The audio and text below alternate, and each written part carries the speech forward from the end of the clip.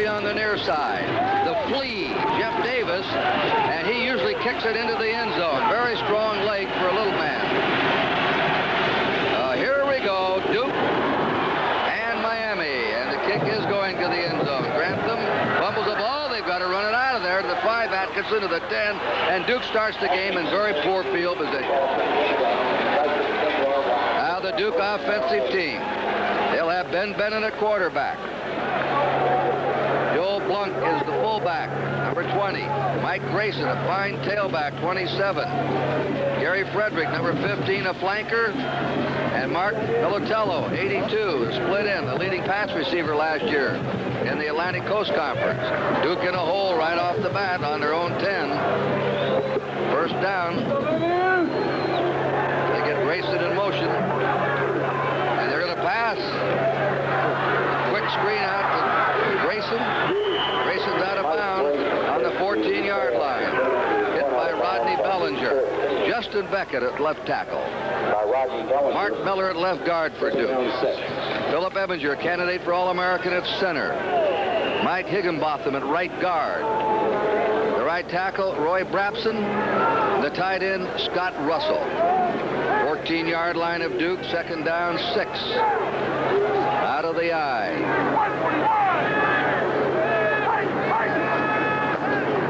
Draw play. That is to Mike Grayson. Grayson's the leading ball carrier on the team. Stopped at the 15 by Julio Cortez. Cortez, you just saw the tackle, 99, Fagan at left tackle. Great player in the nose guard, Tony Fitzpatrick. Dallas Cameron at tackle, and Joe Colbrand at defensive end. Brophy and Sisk are the 2 linebackers. Brophy, 54, an All-American candidate. And the secondary is outstanding. Bellinger, Sutton on the corners. Calhoun and Williams are deep. 3rd and 5 for Duke from their 15. And offside, it looks like, is Fagan. The right tackle, Fagan and Fitzpatrick jumping.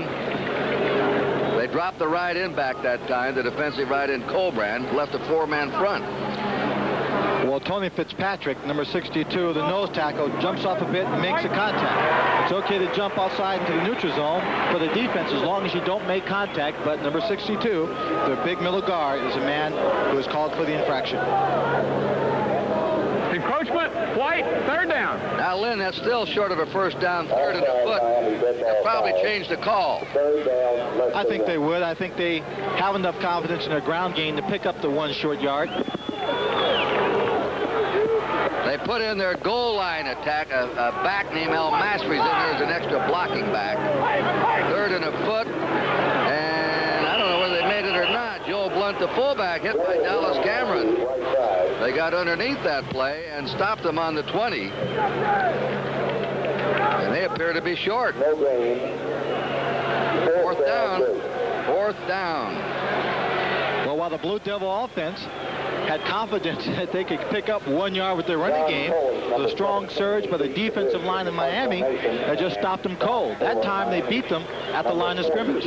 That's the short man, Calhoun, but the deep man is number 40, Ed Brown, is the safety, and Tolish is the punter. He has the 5th best net average in the country, 43 yards a kick, and now flags are dropped. Got a dead ball, delay, blue. Duke is penalized for delay a game, and they'll have to punt 5 yards farther back now. That'll make it 4th and 5. Courtney Mozzie, the official, referee, umpires blows.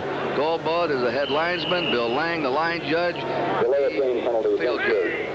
Tolish has averaged 43 yards net. That means take the returns and the punt, and that's the net. It's a very good net. This was a kick wobbling around in Miami territory. A little Duke bounce and is dead on the 43-yard line. So it's a 42-yard kick net, no return. Now let's take a look at Miami's offense.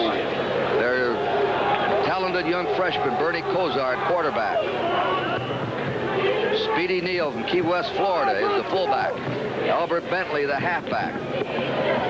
Ed Brown out wide. And Stanley Shakespeare, who's caught 3 touchdown passes, the other wide receiver. Miami from their 43 with a first down. Brown in motion. The handoff is to Bentley. Albert Bentley rips it for a first down. Started to the right, changed changed direction, and he had to be tackled in the secondary by Harrelson and Brunson. Verticelli is the left tackle. Comandero, the left guard. The center is Sinclair. The right guard, Alvin Ward. The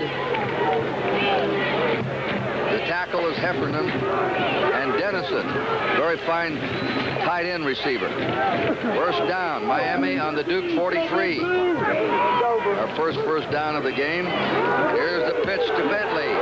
Bentley outside to the 40, cuts back and goes to the 35. Bentley around the right side. 8-yard pickup. There's the Duke defense. Ward, Adams, Smith, Yeomans, and Anderson up front. Bonacani and Alderman, the linebacker. Chester G, Johnny Hill, the corners. Jeff Harrelson and Darrell Brunson are the safety men. That name Bonacani sounds familiar around the country, especially in Miami. It should be. His dad used to be the all-pro middle linebacker of the Miami Dolphins and a former captain at Notre Dame. Second down 2. Kozar will put it up. Fires. Wide open is number 40, Ed Brown, and Brown has the first down at the Duke 20. Chester G drove him out. First down, Miami on the 20. Well, Miami's moved from their 43 to the Duke 20 in 3 plays. Kurt, we should point out that Miami won the opening toss and elected to kick off.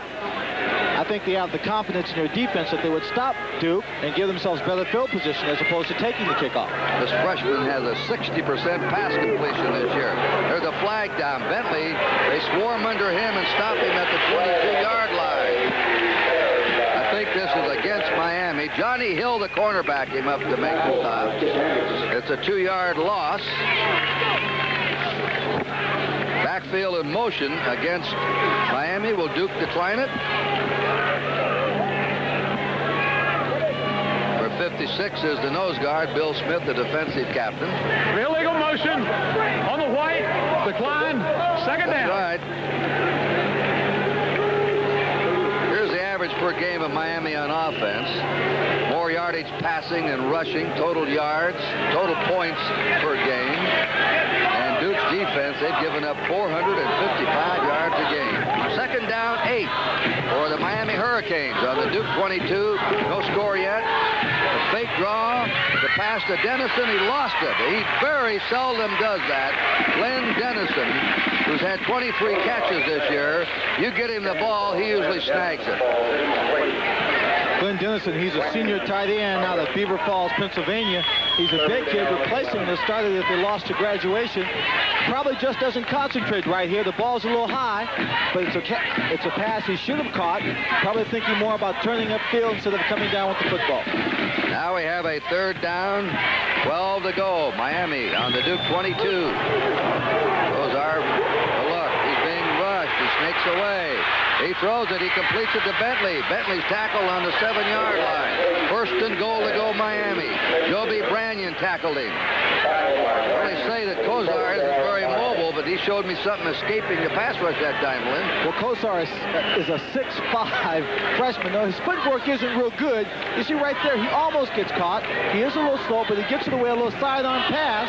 And Albert Bentley was just in his route, coming across from a delayed in route, then he picked him up.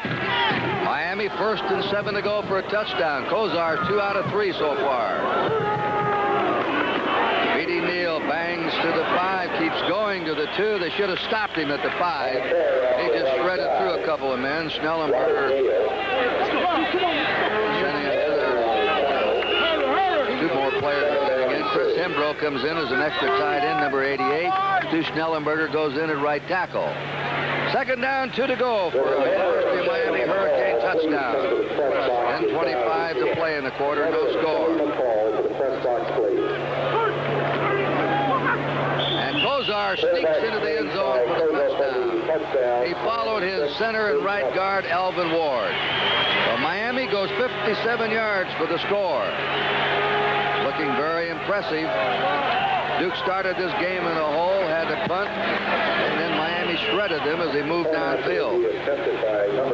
You're watching a very poised freshman quarterback in this game. I saw him last Saturday night. You had to observe the same thing. nothing. He plays like a senior. Jeff Davis hasn't missed a point. He's 9 out of 9. And the kick is up. He's still perfect in the air. 10 out of 10 for Jeff Davis. 10 minutes and 18 seconds remain in the first quarter. The University of Miami 7 and Duke University nothing. The other one was against Purdue. 57 yards, 8 plays. That drive only took 2 minutes and 45 seconds. Grantham and Atkinson again are deep for Duke. They bobbled the opening kickoff and put themselves in a hole. Jeff Davis kicking off. He drives this one deep again. The little man has power, doesn't he? Better ground that one. It's out of the end zone anyway. Touchdown. Touchback. Duke comes out. Let's quickly go to New York. Very quickly, 2 scores. It is final at Morgantown, where West Virginia has beaten Pittsburgh. And down in Atlanta, 2 second-half touchdown passes. Stankavage to Griffin and to Winfield have put North Carolina ahead of Georgia Tech. 24-21, a lot of time left to play. Back to Duke. It is first down. Duke on their 20. Ben Bennett. 65% completions this year. Amazing. The number of passes he's thrown. Here may be a halfback pass. Grayson has the ball. He's trying to get outside. He's back to the 15, and they crunch him at the 19-yard line. Kenny Calhoun. Calhoun's biggest fan watching films was a coach of Duke, Steve Sloan. He said, boy, he's one of the best safety men I've ever seen. Well, I'll tell you, that play could have been thrown for a big loss. Mike Grayson dropped back for that option pass, but number 14, Bennett, gave him a block that set him free. As we take a look at the average per game of the Duke offense, a look at the Miami defense, how they've held their opponents to much lower output than what Duke has done before. Second down, 11 for Duke from their 19. Bennett to throw. The pass. He's got his receiver, number 26, out there. And that is Flanagan. Greg Flanagan. Number 1, Reggie Sutton, was responsible for blocking 2 field goals last week against Notre Dame. Here he comes up. He's able to make the tackle, but he was just a second away from picking this ball off. Right there. Good technique by Reggie. If he can't pick the ball off, make sure the tackle. Don't let the receiver turn upfield and gain more yards. Chuck Herring's in at 1 receiver. Flanagan on the far side. First down, Duke under 31. Bennett on the quick toss. That's Grantham. Grantham blasts over the 35 and out to the 38. Eddie Williams, a free safety, tackled in. Grantham's a sophomore who has a brilliant future ahead of him. He's from Belleville, Illinois. Julius Grantham and Mike Grayson, will alternate on each series. But Julius Grantham has got the quick feet, the quick moves, where Mike Grayson is more of a straight-ahead runner. Danny Brown replaces Cortez at defensive end for Miami. It is second down 3 for the Duke Blue Devils. A tailback. That's Grantham. He's maybe to the 38, edging to the 39. Colbrand, Fitzpatrick. It's at the 39-yard line of Duke. That leaves a third down and 2 to go. Eddie Williams is out. Willie Martinez has come in as a safety. 3rd and 2, Duke. Trailing 7-0. Steve Sloan, the coach.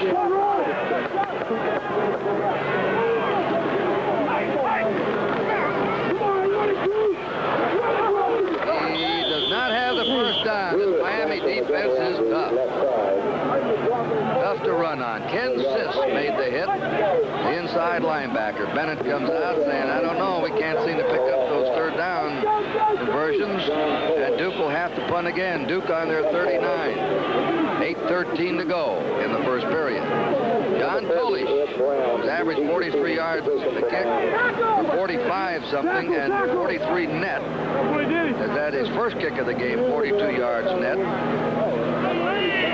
Net means punt, less the yardage of return. This kick is sort of shanked, but it's taking now Miami bounce is down on the Miami 27-yard line. So with 7:45 to go in the first period, the University of Miami 7 and Duke University nothing. Long. Sloan, the former quarterback himself at the University of Alabama, talking to his quarterback, Ben Bennett. Bennett's 2 out of 2. Sloan has coached at Vanderbilt, Texas Tech, Mississippi, just hired to come to Duke University. Miami went 57 yards for a touchdown the last time they had the ball. They're on their 27, first down. Quarterback Bernie Kosar. And he throws a quick one out. It's incomplete. Pass is intended for number 6, Stanley Shakespeare. It'll be second down 10 for Miami. Johnny Hill was out there covering. That was just going to be one of those quick hitches and trying to get it to him and turn him loose one-on-one on somebody. The quick screens are very popular when you have a speedy wide receiver to get the ball to. You can make 1 or 2 moves, get beyond the corner, downfield for a big gain of 10. Usually, they'll pull a guard or send the fullback out there to be a lead blocker. Second down 10 for the Hurricanes.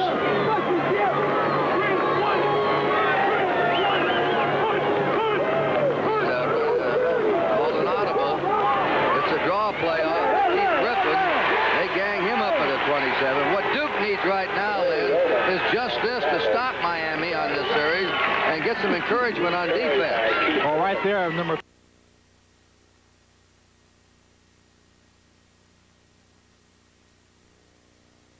went on the tackle, and he was trying to get them fired up, pointing to the guys.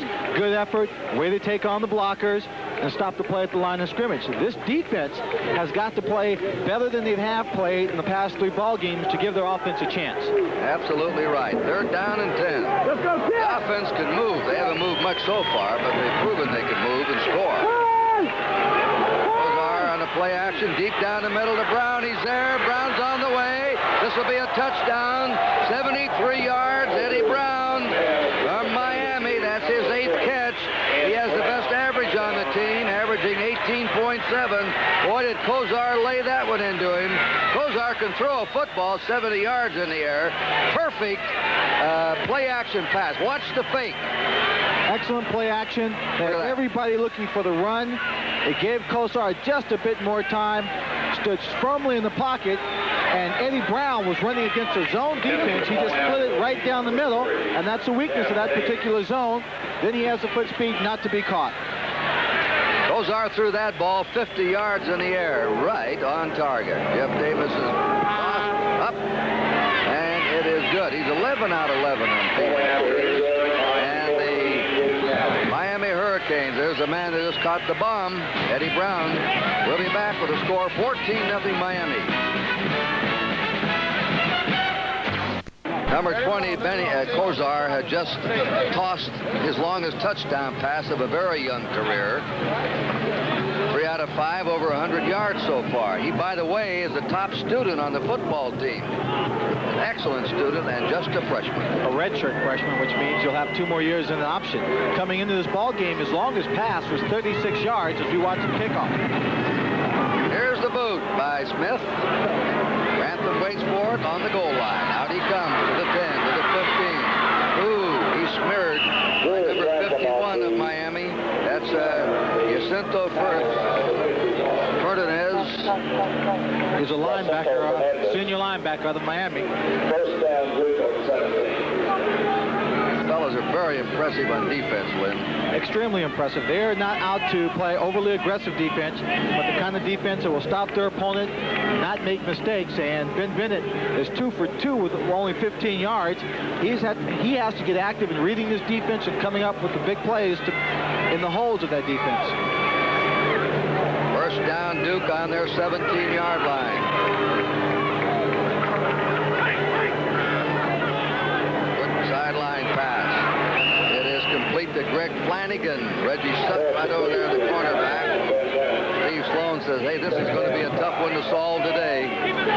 They may give him a lot of those little short ones. That's a 5-yard gain to the 22. This is a very active secondary, very quick and hard hitters from Miami. It's tough to get deep on, and they play the run very well. They come up and hit those ball carriers. Excellent secondary. Mike Grayson turns the corner at the 25. He can blast over people. He's only 5 feet 6, 178, but he'll run over players 30, 40 pounds heavier than he is. Willie Martinez and Rooney Bellinger teamed up for the after stop. It's a Duke first down. Well, you may be wondering, why is Duke running? Well, they have to. They just can't pass on every down, or they won't do a thing today. They've got to establish some kind of a balanced attack. They did on that play. Number 52, Mark Miller, their strong guard. Number 20, Joel Blanc, were responsible for the key blocks. First down, Duke at their 29. Miami's ahead 14-0. Time for Bennett. Bennett pump fakes it. There's the toss. Just a little bit over the head of Mark Militello, who caught 52 passes last year to lead the Southeast Conference. He's had 16 this year, but he's playing with an injured back and wearing a flak jacket. They were going to turn him loose on the fly pattern, the pump fake by Bennett, hoping to get a deep bomb and maybe a quick score, but he was overthrown. That's the first incompletion for Bennett. Second down, 10. Duke on their 29. Bennett again, rolling out. Now to throw on the run. He guns it high over the head of the receiver, Gary Frederick. I don't know whether he deliberately threw that high or not. Well, I don't think that he is accustomed to rolling out and then throwing on the run. He's much more a drop-back passer. Steve Sloan, the head coach, I think, was trying to come up with a play that would just throw this defense a little bit off guard. It was a good route by Frederick. He drove the defensive back about 5 yards away from him, then stopped, turned on the brakes, and he would have had the first down had the pass been a little bit lower. Time called. And Duke asks for time. So while they talk things over here at Wallace Wade Stadium in Durham, North Carolina, the score, Miami 14 and Duke nothing. 5:35 remaining in the first quarter. Miami 14.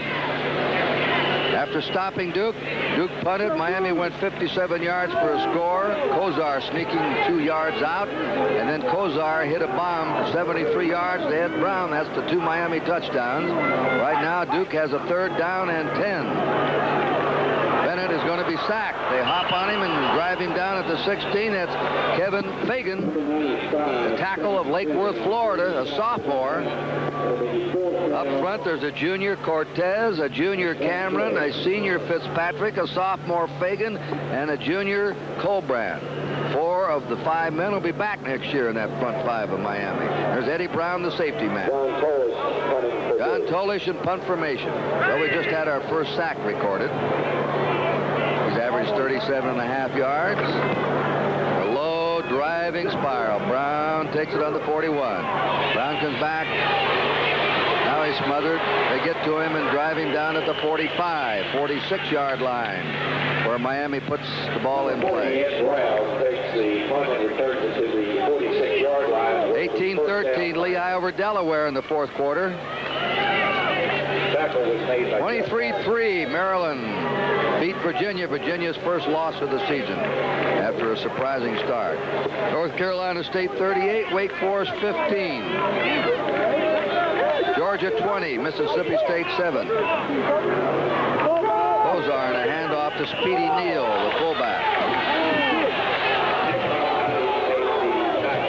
Dick Bonacani got on that one. Kurt, I thought that was a fumble, but the official blew it dead. Just as the Blue Devils thought they had a big turnover at midfield. See Citadel losing by a score 29-0 to Tennessee at halftime. Virginia this afternoon, 23. Second down, 9. Miami on their 47, leading 14-0. All the time in the world. He hits Speedy Neal, the fullback. See, Neal weighs 242 pounds, but he's excellent out in an open field. He has the moves of a shifty halfback. They like to get that ball to him on the passing game. He could he can get out there and juke you out. He is a big kid. He reminds me of a fullback that played for Cincinnati, Booby Clark. Not real big. Remember him? I mean, not real fast, but when he built up some speed, he just rolled over you. They like to throw to him on those swings, short ones. Kozar in the quarterback sneak, getting a first down.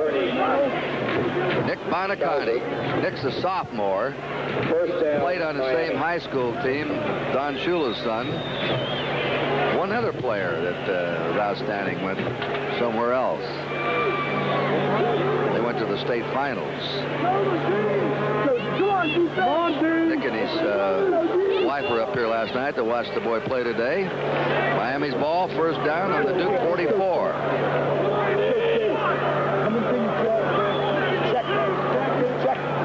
Too much time! Fans just yelled, too much time. Here's the bomb again. Kintai, he's got it. David Kintai, touchdown. This Kozar is something for a freshman, I'm telling you. 44 yards, a perfect strike.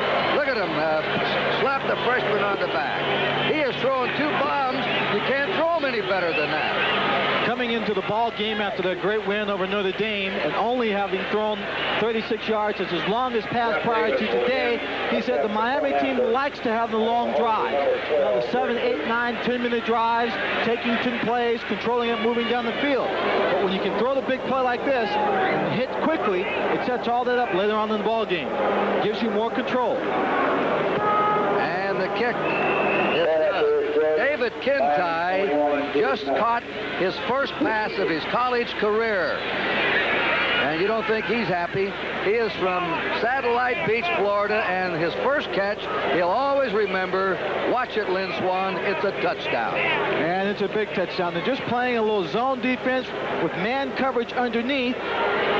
You see Bernie Kosar takes his time, gets great protection. Now he gets to the outside of the defensive corner, number 2, Chester Gee, beats him by 4 yards, a great diving catch, which requires great body control and timing, and he hangs on to it as he hits the ground. Hi, everybody. Yeah. Number one catch, touchdown. That man is catching 1,000% right now. I bet you remember your first college catch, don't you? My first college catch? Yeah, your first college catch. That was against, who was it against? It was against Alabama. Was it? When I was a sophomore. Sure, you always remember the first one. Actually, I remember the tackle I made as a member of the punt team. Yeah, you earned your way up. Here's the kick by Smith. Miami 21, Duke nothing. It'll be a touchback. Monday Night Football on ABC. The New York Jets coming off their 27-24 overtime win against the Rams. They lost Freeman McNeil, the league's leading rusher last season. He'll be out about 6 to 8 weeks. Buffalo, a little surprising so far. Won 3, lost 1. Joe Cribbs is signed to go to the United States Football League. They're all worried he wouldn't play hard this year. He just got 166 yards last week. Cribbs says, don't worry, you're paying me, and I'm going to honor my contract and play hard. And he's been outstanding for the Bills. You'll see them Monday night on ABC, the Jets and the Bills. Well, this is something, this first period. Now Bennett has to run out of the pocket. There's nobody open. He goes to the sideline and steps out of bounds. They hit him out of bounds, and there goes a flag. It's a late hit, and Bennett's a little unhappy. He goes over and is saying something to Winston Moss, number 92. I don't mind you hit me, but don't. Why nail me out of bounds? Well, that clearly, Kurt, is a late hit. You see, Ben Bennett, he knows he's in trouble. He gets out of bounds, steps out right there, and clearly a bad choice on number 92, Winston Moses' part. I didn't get the number. He was out of bounds. And a dead ball. Personal foul on the white. First down. Duke on their 35-yard line with a first down. Bennett is a tough kid. He's a 195-pounder.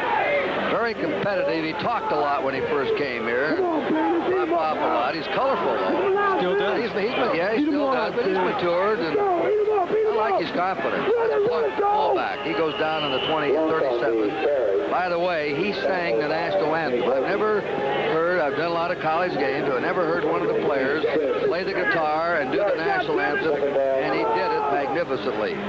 He is a composer. He's written music, and they say he'll be a rock star someday. Well, Ben Bennett is going to have some rock star numbers and statistics if this team is going to come back in this ball game. Second down, 8. Duke on their 37. Play action pass. He shoots the ball. It's complete. And it's into Miami territory. Eddie Williams makes the hit. Got Russell, the tight end, caught it. This time time. Ben Bennett gets great protection.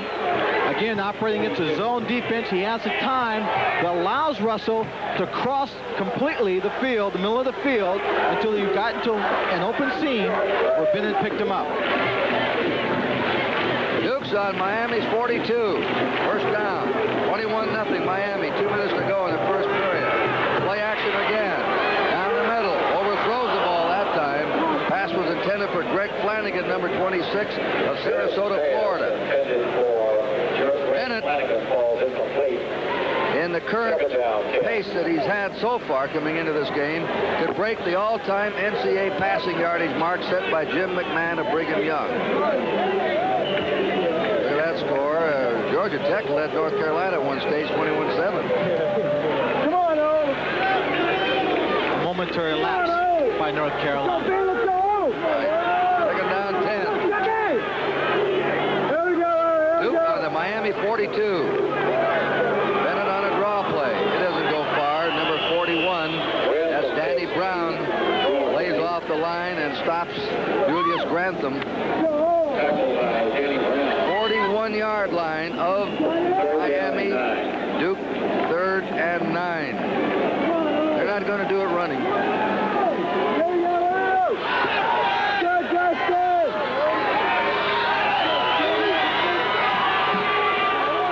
Miami fans here. 3rd and 9. Here's a rollout. And the toss is intercepted by number 2. It was intended for Herring. Kenny Calhoun has it. And that is only the second interception that Bennett has thrown this year. Number 2. He came in here with 1 interception out of 127 passes. Again, something a little bit different for Duke. It's a rollout pass, but watch number 4, Rodney Bellinger. He sees it, drives on the receiver who is just standing there, gets in front, tips it up in the air, and number 2, Calhoun, the safety, the rover, ever alert, was on man-to-man coverage in the area, and it's the old tip game again. The ball's in the air, he got to it.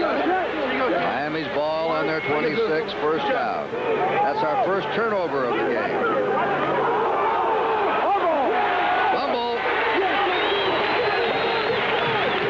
Ralph Alderman hit him, the linebacker. Down there and get him apart. It was a bad snap, Kurt. The ball rolled into the defensive area. Several people jumped on and the ball was just squirting away. And the officials call it a recovery of a fumble for the Duke Blue Devils. Harry Ward recovered it, number 43. This is Alderman. Watch it. The ball's going to squirt loose right there. Number 99 jumps on top of it. You see right there, it's just a bad exchange. The ball's bouncing loose. And that's usually what happens when you get a replacement in at quarterback, and that time it was Cal Van Duyn, who replaced Bernie Kosar. Duke on the Miami 28. Quick toss is complete to number 82, Mark Militello. The reverse pivot, the fake on the drive inside, then the spin and the hit out to the split end Militello, where Reggie Sutton tackled him. On the 19. And a second down, 1 to go for Duke. 5 out of 9 for Bennett for 50 yards.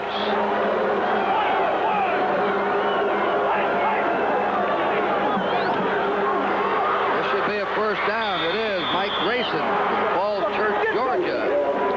Skips out. Only 3 runners in Duke history have made more total yards than he has for the school. 28 seconds to go. Miami leading 21-0 on a quarterback sneak and 2 long passes from Kosar to Brown and Kosar to Kinley.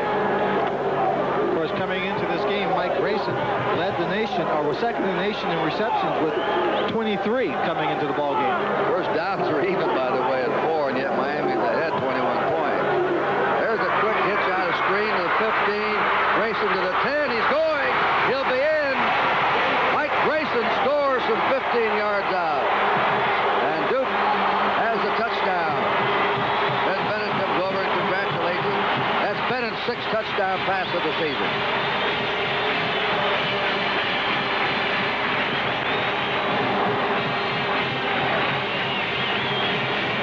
whenever you run that quick screen, as soon as the ball is thrown, you're going to get a lot of flow by the defense over to that area.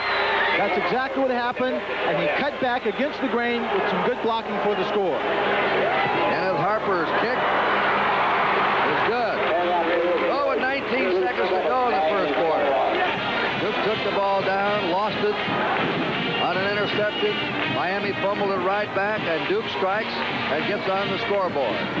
Take a look at the quick screen from the end zone camera. As we look at it, let's see if we can pick up where number 82, Mark Militello, goes, because he gets a key block right here on number 2, the safety, Kenny Calhoun, that springs Mike Grayson. Now look at the blocking he picks up as he cuts against the grain. Everyone was flowing to his right. He cut back to the left. Big open hole. No one in that corner of the field. Mike Grayson adds to his statistics and shows his versatility as he puts Duke on the scoreboard. That's his 4th touchdown of the year. We just had a spring broken, too. Miami had not allowed an opponent to score in 11 consecutive quarters and is broken with 19 seconds to go in the 12th consecutive quarter. They held Houston scoreless in the last 3 quarters, shut out Purdue, shut out Notre Dame, and nearly had Duke shut out here in the first period of this game. All right, Kenneth Harper will kick off. Reggie Sutton is deep for Miami. Kick is high. It's going to the far side to the 8 to Albert Bentley. Bentley back to the 20. And he is stopped short of his 30-yard line with 12 seconds remaining in the first period. Let's quickly go to New York for an up-to-date update. Kirk, down in Alabama, the Crimson Tide has come back in the second half. The first touchdown set up by a Memphis State fumble was a Lewis to Jones touchdown pass. Now a Walter Lewis 1-yard sneak. And Alabama may be out of the dark, leading Memphis State 17-10 in the third. Back to Kirk Gowdy in Durham. All right, Jim, and quite a few favorite teams went way behind early and then had a rally to come back. North Carolina, now Alabama. We have a new quarterback, Kyle Vanderwyn. We'll explain this to you. There's number 30, Alonzo Highsmith. The coaching staff is very high on this freshman. They think they have a potential star right here. He's 223, 6'1", 8 seconds to go. Howard Schnellenberger wants to play the second-string quarterback sometime in the game.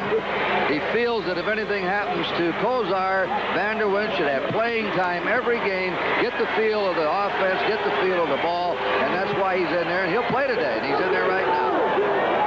Vanderwyn, who started 3 games last year when Jim Kelly went down with a shoulder injury. So the handoff should end this quarter, and Alonzo Highsmith is stacked up. They're looking very good in practice. There's the end of the first period at Wallace Wade Stadium. The score at the end of the first quarter, the University of Miami of Florida 21 and Duke University 7. There's the Duke Blue Devil as we go to the second quarter. Miami has a 3rd down and a short yard to go on their own 38-yard line. Bernie Kozar scored the first touchdown. Quarterback sneaked 2 yards out. He hit Brown with a 73-yard pass. He hit freshman Kent Tye with a 44-yard pass. Jeff Davis kicked all the points. And the sneak by Kozar, by Vanderwyn gets it. Vanderwyn, Palm Beach Gardens, Florida, sophomore. I'll say one thing, Lynn. Miami's well-stocked in young quarterbacks. Yes, they are. And with a 14-point lead, they have the confidence to put in a backup. Let him hand the ball off, ground it out, get his arm warmed up, throw a few short passes, and continue to build on the lead if possible. First down for the Hurricanes on their own 40.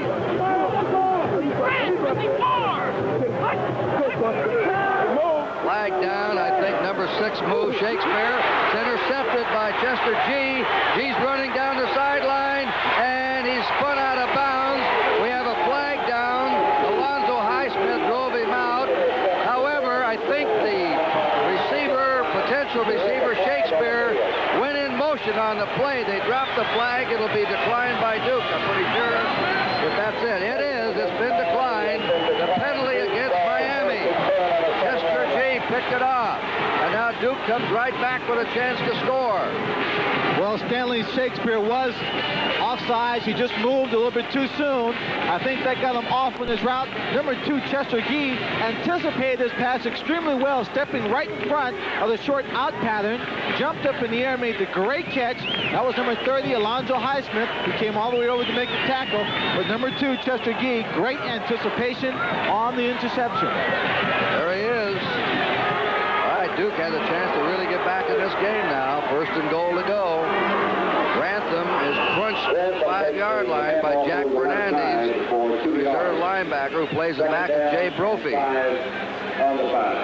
are the stats for the first quarter. Look at first downs even. Only 9 yards rushing for Duke. Yards passing. The 2 bombs by Kozar put them way out in that department. Total yards 193 to 75. Each club with a turnover. Miami has recorded 1 sack. And they had the ball about 4 minutes more. Second down, 5 to go for a Duke touchdown on the Miami 5. Here's a rollout. He throws, and it is incomplete. Well covered out there was number 20, the fullback Joel Blunk, and he was covered by Rodney Bellinger, the quick corner. Rodney Bellinger, they call him the quick corner because he covers the split end. Wherever the split end goes, number 4, Rodney Bellinger, will be there, and Reggie Sutton will be the strong corner covering the flanker. Now it's 3rd and 5. Duke has a big break here after intercepting a pass and running it deep into Miami territory. And Miami stopped them 2 plays in a row. 3rd and 5 for a Duke touchdown. Another rollout. He throws, and it's off the fingertip of Julius Grantham. They should have had a score there. He was running wide open. Pass was a little high. And the field goal team is coming on. There was an excellent block by number 61, the quick tackle, Ted Million. Right there, you see him. He takes out number 48, gives him the time to throw. Joe Colbrand, but just off the tips of Julius Grantham, and you don't have to scold him because he feels bad inside. We will have a 22-yard field goal attempt by Ken Harper. The kick is up, and the kick is good. They get the 3 points out of the interception, but could have had 6. I think you'll see Bernie Kozar come back in as the offensive quarterback on this next series. Here's the score, 21-10 Miami. Winner Baltimore. Chicago is the winner of the Phils and the Dodgers. The Dodgers clinched it yesterday when the Braves lost. World Series will be on ABC. Here's the kick. And it is taken by Bentley at the goal line. He's out to the 10. Now trying to get outside. And he's tackled, brought down on the 21-yard line by Mike Junkin, a reserve linebacker from Belvedere, Illinois. Miami's ball, first down on their 21. Bernie Kozar, back quarterback. You called it, Lynn. Well, I think they felt that they gave Kyle Van Wyn enough experience. Didn't want any more mistakes. Didn't want the Blue Devils to have too much life here in the first half. Miami ahead, 21-10.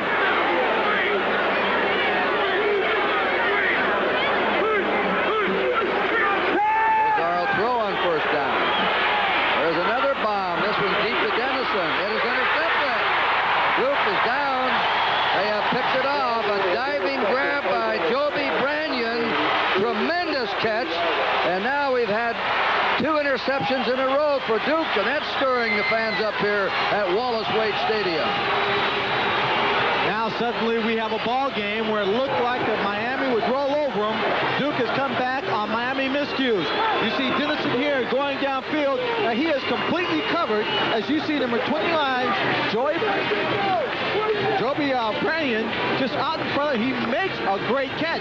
Most defensive backs don't have good hands. That's why they're in the secondary. But this kid showed the ability to make a tough catch. First down, Duke from their 33. The swing pass. And number 51, Jack Fernandez, hits Joel Blunt behind the line of scrimmage. Well, how Fernandez came up on him, quick as a cat. You say, why did they blow the whistle? Well, he went down, his knee hit the ground. There's Joby Branyan, who just intercepted that pass. It looked like a center fielder over the shoulder catch going away on that one. He's from Wareham, Massachusetts. They lost 6 yards. Duke's on their 27. Bennett sets up. Bennett throws. complete to the tight end, Scott Russell. And he's shown a couple of times off balance. So a couple of times off balance, hasn't got his footwork. I think they must have designed these rollouts, Lynn, just for this game, because he's been mostly all the way a drop-back passer. Well, this is his 4th year. The last 3 years here at Duke as an offensive coordinator, he had Steve Spurrier, who is now the head coach of the Tampa Bay Bandits. Heisman Trophy winner, good quarterback, who worked with him for 3 years as a drop-back passer. 3rd down and 16 for Duke. Rolling out again. Trying to set up. And they sack him at the 15-yard line. That is Fred Robinson, reserve middle guard. The 2nd sack by Miami in the game. Duke has no sacks. Fred Robinson from Miami, 6'3", a senior. Fred was so excited about the sack that he ran off the field, forgot he was in on the punt return team. Here's the 4th punt for Duke in the game. John Tolish to do the kicking. Eddie Brown is the safety man on his own 47. Nice kick. High. Brown fading back to his 38. Brown is surrounded, and they knock him down at his 34. The Duke Blue Devils are fired up now. They were behind 21-0. They got in a hole early in this game. Kozar hit him with 2 long bombs to really bury him, and they bounced back. Look at this score. 42-0 Nebraska. 6-3 Arizona over California. 30-0 Illinois against Iowa. Let down for Iowa after upsetting Ohio State, or no upset really. 1st down on the 34 for Miami. Kes Griffin breaks it. Has a big hole open, and he pounds away for a 1st down. Ralph Alderman tackle. Well, that time the offensive line in Miami, see right there, the guards just trapping, pulling right there, creates a big hole for him to run through, and then he gets into the secondary for a good gain. That's just great execution by the offensive line. 1st down, Miami on their 47. Pass complete to Dennison, the tight end. Dennison's out of bounds on the Duke 40-yard line. Taken out by Darrell Brunson. Dennison, the leading receiver. That's his 24th catch of the season for the Hurricane. Kirk, what they're doing now is just going back to the basic offensive game plan, throwing the short passes, getting underneath the zone defense, and letting the players run with it. I think they got carried away a bit with the success of the big plays early in the ball game, which led to 2 more interceptions. 1st down. This is Griffin. Griffin breaks tackles, goes to the 30, the 25, and he's down to the 19. And a fumble, and Duke has the ball. That's the 3rd turnover in a row for Miami. I don't care who you're playing. You better come in and hold on to the ball. You're going to get yourself in trouble. Len Barner recovered it. Mr. Schnellenberger's not too happy. No, Schnellenberger's not happy at all. We talked with Steve Sloan yesterday. He said his defense is going to have to come up and make the big plays. You see him carrying the ball loose like a loaf of bread. He's hit by 3 or 4 people, and as he goes down, he lost the football inside, and it's recovered by the Blue Devils. Poor ball carrying by Griffin. That's Grantham. Grantham drives out to the 27-yard line. Julius Grantham. His average 5.9 yards a carry. Ken Sisk, Jackie Fernandez, the 2 linebackers. North Carolina was behind 21-7, rallied, and pulled it out against Georgia Tech 38-21 to remain unbeaten. A struggle for Ray Perkins at Alabama. 17-13 in the 3rd quarter. Memphis State. 2nd down 3 for Duke on the 27. Oh, Julius! And it's Grantham to the 29. 3rd and 1. 24-21, West Virginia remains unbeaten down in their arch rival Pitt. And our score here, with 10:30 to play in the half, 21-10 Miami. That's the man that just recovered the fumble. Don't play, you gotta have it now! 3rd down, a yard to go. We're going to throw. Complete for a 1st down to Chuck Herring. That quick hitch pattern, Reggie Sutton tackled him. That gives Duke a 1st down. what we saw in the first drive where they had a 3rd down and 1 situation. They chose to run the football, and they did get the first down. This time, they put the ball in the air on a short screen pass. The Blue Devils had the ball on their 32, trailing 21-10.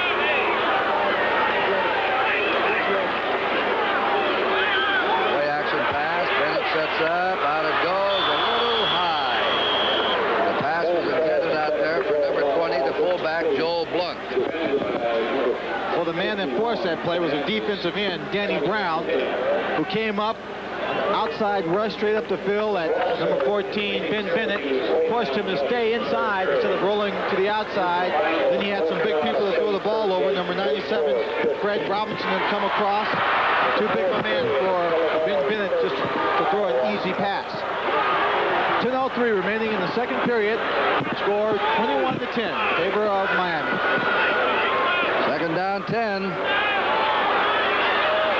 That play loses yardage. That's Julius Grantham. He got messed up with his own blocker. He sure did, Kurt. So far in the ball game, for just a quick analysis, if we look at a young Blue Devil fan, no doubt, for the Duke team, everything is going better than expected, except for their offense. If you take a look at Alabama, gets on top of Memphis State by a score of 24-13 now in the 4th quarter. But it's the offense that has not played up to par. Ohio State just walloping Minnesota. Minnesota's been dreadful this year. Flags are down. Pass is complete. Scott Russell, the tight end. Nebraska scored 80 points against them, and what was that other one? 69 points? 69 points, but Illegal procedure on the blue. Is that Minnesota being so dreadful, or just the schedule being so bad for them this year? Well, it may be a tough schedule, but yeah, when you give up 60 and 80 points, well, you're not exactly the national champs. I don't know. Those are some pretty big scores. I think for a young team like Minnesota, or any team that have Ohio State, Nebraska, Texas on their schedule, or 3 or 4 of the top 10 teams, you look at it as an opportunity to be a spoiler. Try and help yourself out and increase your own ranking. They used to be the national champs under Bernie Berwin before World War II. 3rd down, 17. They call the draw play. Grantham is back to the 31, and Duke will have to punt again. With 8:58 to go, Fred Robinson made the last hit for Miami, and Kenny Sisk. Sisk has been a very pleasant surprise. He's a senior from Miami, and he's played better than they thought he would this year. He's been outstanding. Punt formation, Don Tolley. The deep man is Eddie Brown, number 40, a speedster, a wide receiver.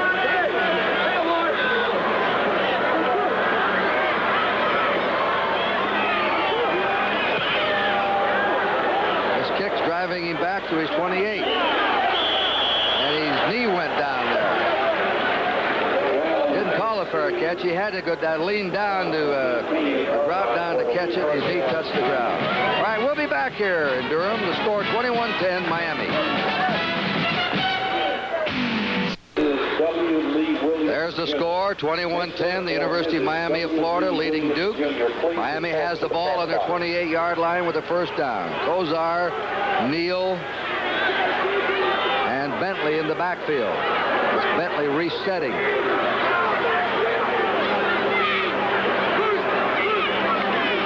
Kozar, out pattern, complete to the tight end Dennison. He stepped out of bounds on the 40, but it'll be a Miami first down. The freshman Kozar has outpassed Bennett today in yardage. Let's take a look at Dennison. He's running a little crossing route, but Shakespeare went right behind him, picking off some of the coverage, and if Dennison could only kept his balance, stayed in bounds, he had a lot of room to run upfield. But with a big tight end who can catch a short pass for you, that gives you a lot of control in your offensive passing game. First down Miami on their 40. Deep drop back, look out for a screen. There it is. It's to Bentley. Bentley's up at the 40, 45, and goes down on his 46-yard line. The 6-yard game. Ralph Alderman dropped him there. Double scores coming up. 29-10, Oklahoma over Kansas State in the 3rd. And Auburn 20, Florida State 17 in the 4th. Kozar now has 174 yards in passing to Ben Bennett's 62 yards. And Bennett is 11th on the all-time passing yardage. Go Big Blue! It's college football. Down 4 for Miami. Griffin. And they drop him at the 46, no gain. Johnny Hill, the cornerback from Winston-Salem. Made the stop. Bonacani slowed him down. Take a look right here. He's covering Shakespeare. He reads a run. Shakespeare doesn't get a good block on him. He slips right by him. Keeps his eye on the runner. Number 44, Keith Griffin, makes a good open field tackle. 3rd down and 4 for the Hurricanes. Offside, I believe, against Miami. They ran the draw to Bentley for a 1st down, but a flag went down. It looked like either the right guard or the right tackle moved. Alderman and Bonacani teamed up for the tackle. This 1st down play will be called back. Well, even though the play is called back, we've seen on this drive the first screen just with the halfback, your basic standard screen out of the backfield, and your first illegal motion on the offense by the Miami team. All that being set up by the big plays. Now that they've got the defense thinking, they want to spread them out, keep them off balance, give them draws, give them the screens, the short passes, then go up top and go for the big bomb. 3rd and 9 now for Miami. Number 41. They've got him. There goes a flag down at the same time. That's the first sack for Duke in the game. They dropped him at the 35. Murray Yeomans of Wixot, North Carolina scored there.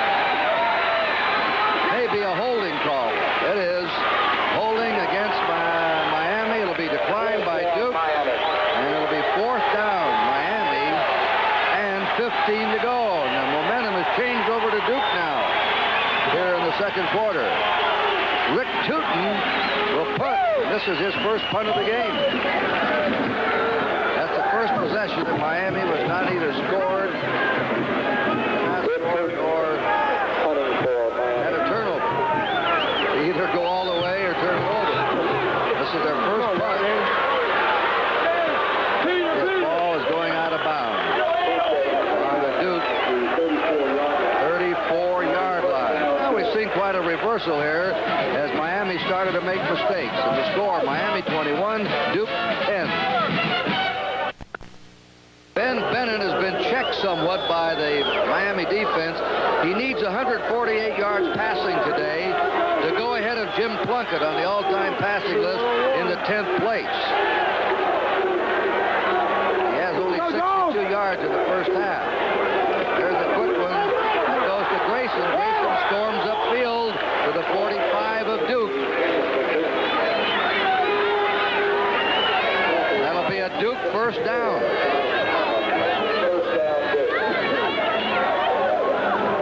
Wide world of sports. Michael Dokes, Gary Cottese, WBA World Heavyweight Championship fight, and the always enjoyable Harlem Globetrotters. Wide world of sports coming up. Ooh, what a hit there. Dokes already won the title. That's just going to be a rerun. We want to mislead you on it. I didn't think I had, but let's be sure. Rooney Bellinger, that quick corner, made that hit on Gary Frederick. He picked up a half yard on it. It's 2nd down, 9.5 to go for Duke. Duke was trailing 21-0. They've come back with 10 points. Miami has committed 4 turnovers in the 2nd period. Duke's had 1 turnover for the game. Duke has not turned the ball over much this year. Grayson on a reverse, and they stopped him cold. That's Julio Cortez, the defensive end, and Ken Sisk, the linebacker. So now the ball will be on the 42-yard line. And they have a 3rd down and 13. Steve Sloan was recruited at Alabama by the Miami head coach, Howard Schnellenberger. He talked him into going to Alabama and then coached him. He was the offensive coordinator under Bear Bryant, Schnellenberger. Here's Grayson, a little scat back. Grayson nearly shook away. You see how quick that secondary is for Miami? How they recovered. That's number 4.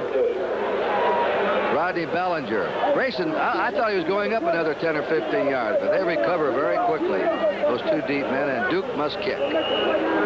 John Tolish in punt formation, Eddie Brown the safety. 4:12 to go in the first half.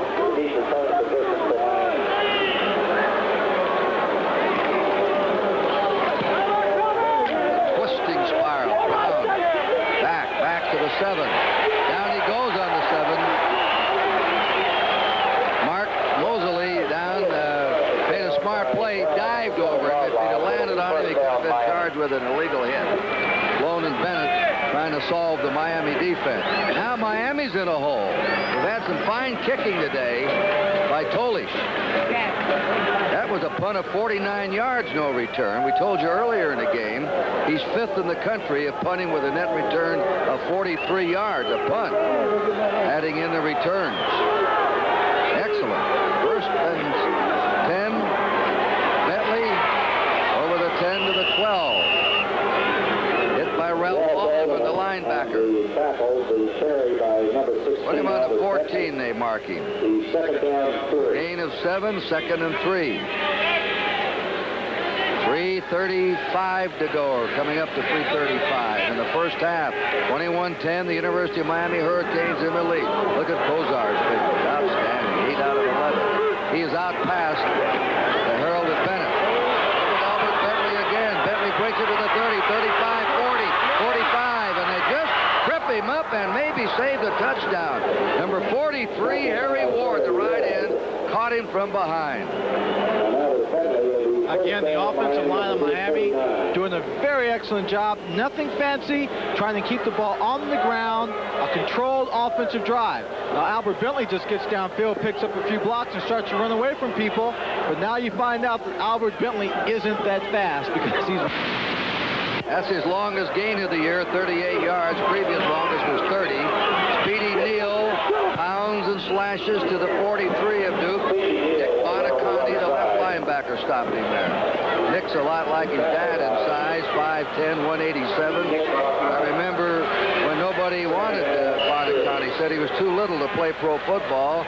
He was drafted low by the New England Patriots, and they made one of the worst trades in the history of football, and they traded him to the Miami Dolphins, and what a player he was down there. He was a quarterback on defense. He could really die. Griffin up to the 40, 35, 30, 25, and to the 23. Miami rolling down with a running game now. Jovi Branyan had to stop him. They were on their 7-yard line. Miami now is on the Duke 23-yard line with 2:17 to go in the half. 21-10, the Miami Hurricanes.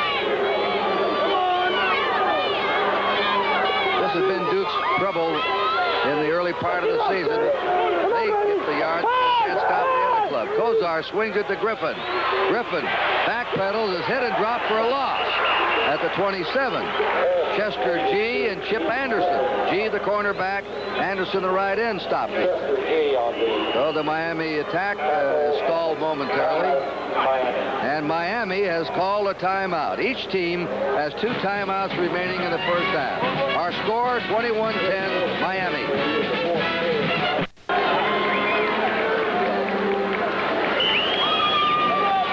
Hello, Grandma, Grandpa. 1:48 to go now. First half. Second down, 14 for Miami and the Duke 27. Kozar will pull it up. Look at the time. And he throws to the release man to the 20-yard line. That's Keith Griffin. How about analyzing this first half here for us, especially on the Duke side? Well, Bernie Kozar on this particular play has all the time in the world to throw, so that means his receivers are going to be running around downfield. The secondary is doing a great job of covering them, not giving up the big play. On a third down play, that's grabbed off. Johnny Hill has it. That's the 5th turnover against Miami. 5 turnovers in the second quarter for Miami. So far in this ball game, the defense, which is not the strength of this Duke team, has created the big plays for Duke University. adversity. They come up with the interceptions and the fumble recoveries. The Miami offense, trying to do a bit more than they've done in their past 4 games, going for the big plays, have been caught. Here, another interception, number 12, Johnny Hill. So far, it's the offense of Duke that has not played up to par, and that's what they're depending on. All right, Bennett's going to work. Bennett's pass is to Scott Russell, the tight end, who's out of bounds at the 37. That's 4 interceptions that Bernie Kosar's thrown in the game. 1:05 to go in the half. 21-10 the score, Miami. Miami had a 21-0 lead. Looked like they rolled Duke right out of the stadium. But Duke rallied, and anytime you turn the ball over 5 times in 1 quarter, that's the man that just intercepted. Hill, you got a chance. On 2nd down. It's no good. He's out of bounds. Mike Grayson was out of bounds. The clock will stop again with a minute to go. Although Duke keeps getting the ball back on interceptions, Miami's defense, they are having trouble moving it against him. Well, on that particular play to Grayson, he was falling down when he made the catch, but it looked like he was still in bounds. But no, right there, his right foot had just stepped out of bounds before he made the catch. 3rd down. 4 to go for Duke from the 37. He's out of bounds. He should have got out of bounds.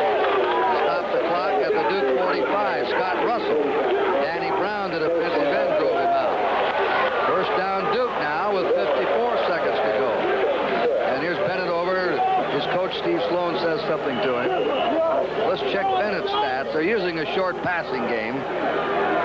Only once or twice have they gone for the long one. Bennett is 13 out of 22.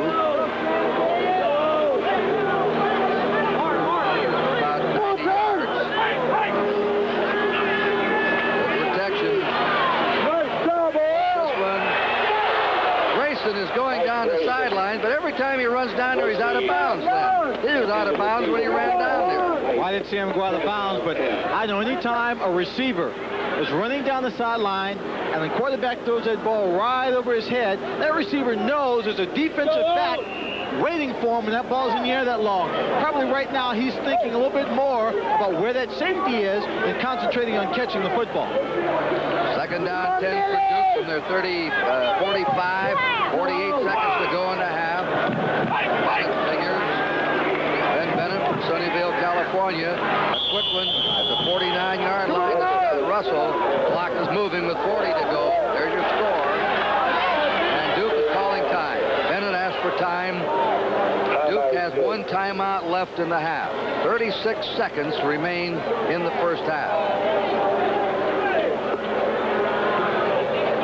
What do you think of Bennett? We've heard a lot about him. What do you think about him as a quarterback? His release, his touch? Well, I think he has a very quick release. His touch seems to be pretty good, although today is not one of his best games based on the statistics we've seen that he's coming to this ball game with. He hasn't run the same kind of offense that he has in the previous 3 ball games. They've tried to run the ball a little bit more. They've tried more rollout passes, and I think that's probably the coaching of Steve Sloan, trying to come in with something a little different for this Miami defense to shake them up. This year he's averaged 289 yards passing a game, and he's under 100 so far. Penn State 36, Rutgers 25, final. Boston College beat Temple 18-15, final. All right, we have 3rd down and 6 to go. Duke on their 49 with 36 seconds remaining in the 1st half. Miami ahead 21-10.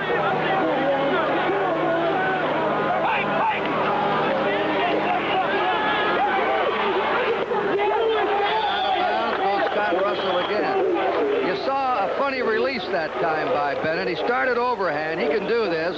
And then he dropped down and gave it a sidearm flip. Watch him. Well, you should see the tight end, Scott Russell, just going across, getting in the open seam. Number 1, Reggie Sutton was up close enough because he had dropped back only 2 people into the deep zone with 5 people covering short. You see, he goes up top.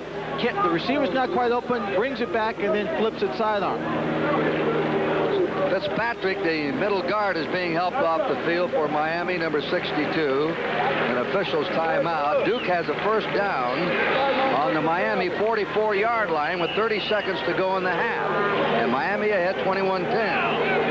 Miami had 21 points in the first quarter. Duke 10 points in the second quarter. Bennett unloads it to the 40 and dropped at the 40 by Reggie Sutton and Scott Russell. Bennett's going a lot to his tight end.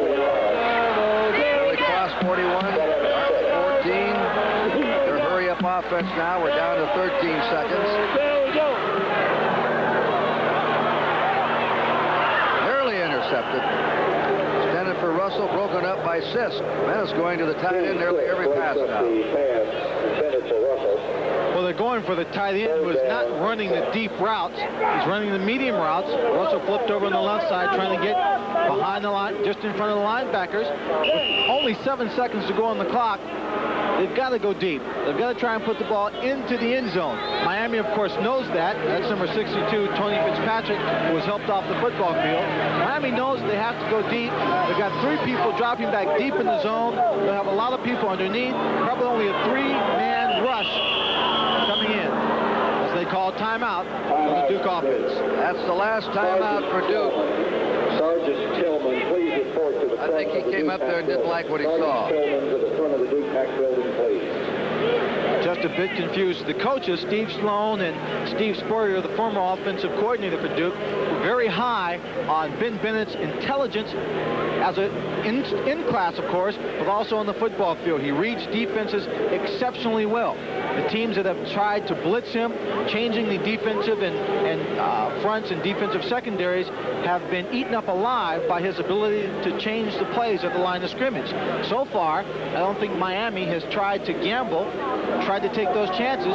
They've just played them pretty straight throughout the ballgame. Yeah, Bennett will kill a blitzing team. He can pick up a blitz very well. Ken Harper is on the field now to try a field goal. This is a fake. And this would be a 57-yard field goal attempt. 57 yards if it is a field goal attempt. And it is. The kick is up there. It is going to be way short. 1 second to go in the half. Ball short into the end zone.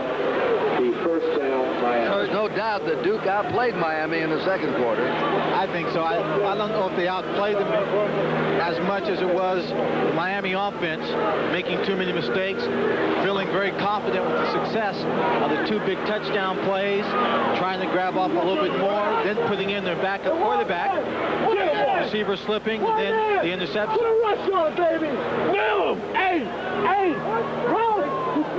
Miami 3 touchdowns, all extra points kicked by Jeff Davis. Duke a touchdown and a field goal in the second quarter. They got the Big Ben offense on now. Kozar will just throw it down there, hoping for something to happen. It's complete. Look out here. Complete to Stanley Shakespeare. Shakespeare goes down. We have a flag drop back at the line of scrimmage. The flag is down. That's roughing the passer. And they can't end the play on the penalty. And since it is the offensive team that has a choice, I imagine that they would bring it back, take the penalty, and then try another big play again. I mean, the odds are, the chances are very slim that they're going to score. So we take a look at Bernie Kosar. Now he's dropping back, going for the Big Ben play. Let's see where the infraction occurs. All right, there's the pass.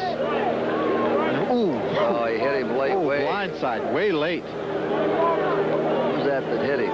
54, I believe, Murray Yeomans. Murray Yeoman, that was the man.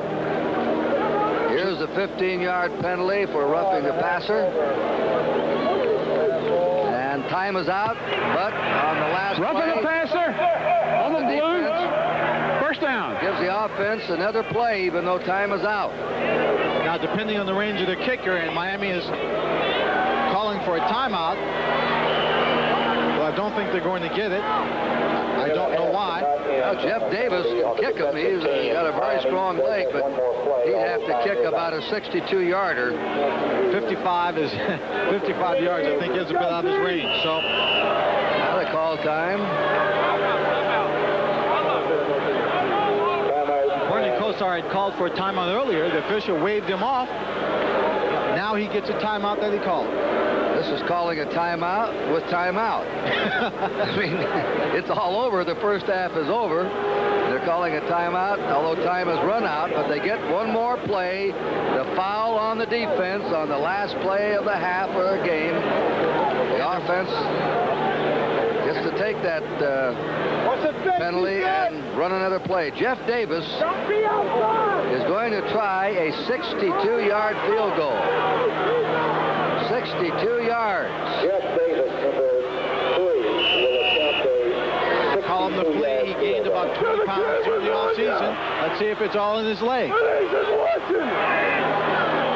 would be something if he made it. Kick is up there. It's going to be way short. That's it.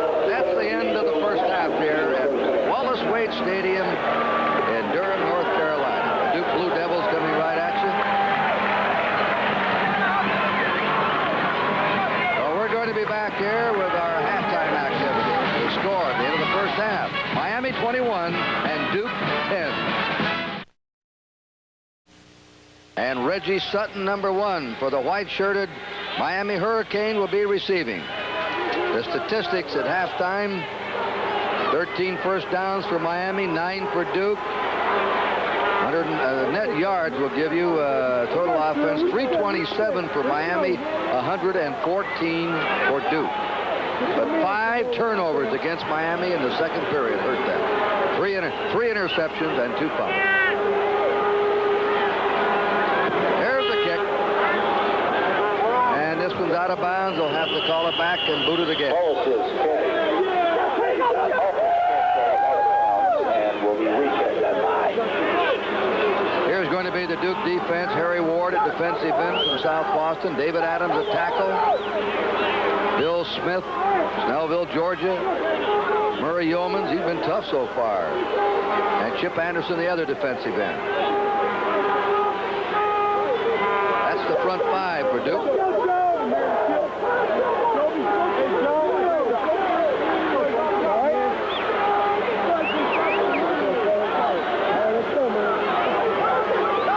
Strategy of kicking the ball off in the first half, figuring their defense would hold, has worked for them. Now, beginning the second half, with an 11-point lead, they will be receiving the football, a chance to put points on the board quickly in the second half.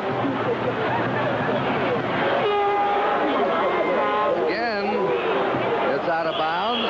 Hopper's kick again goes out of bounds. Now they'll move it back to the 30. Meantime, we'll take a look at the linebacking and secondary that Duke will present here early in the third quarter.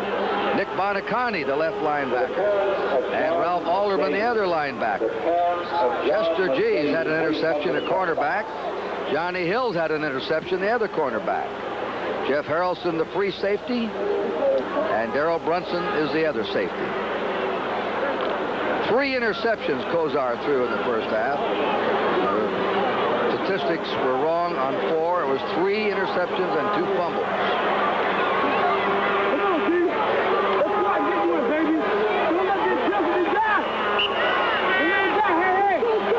Let's see if he can get it in the field. He does. He kicks this one down the middle to Sutton.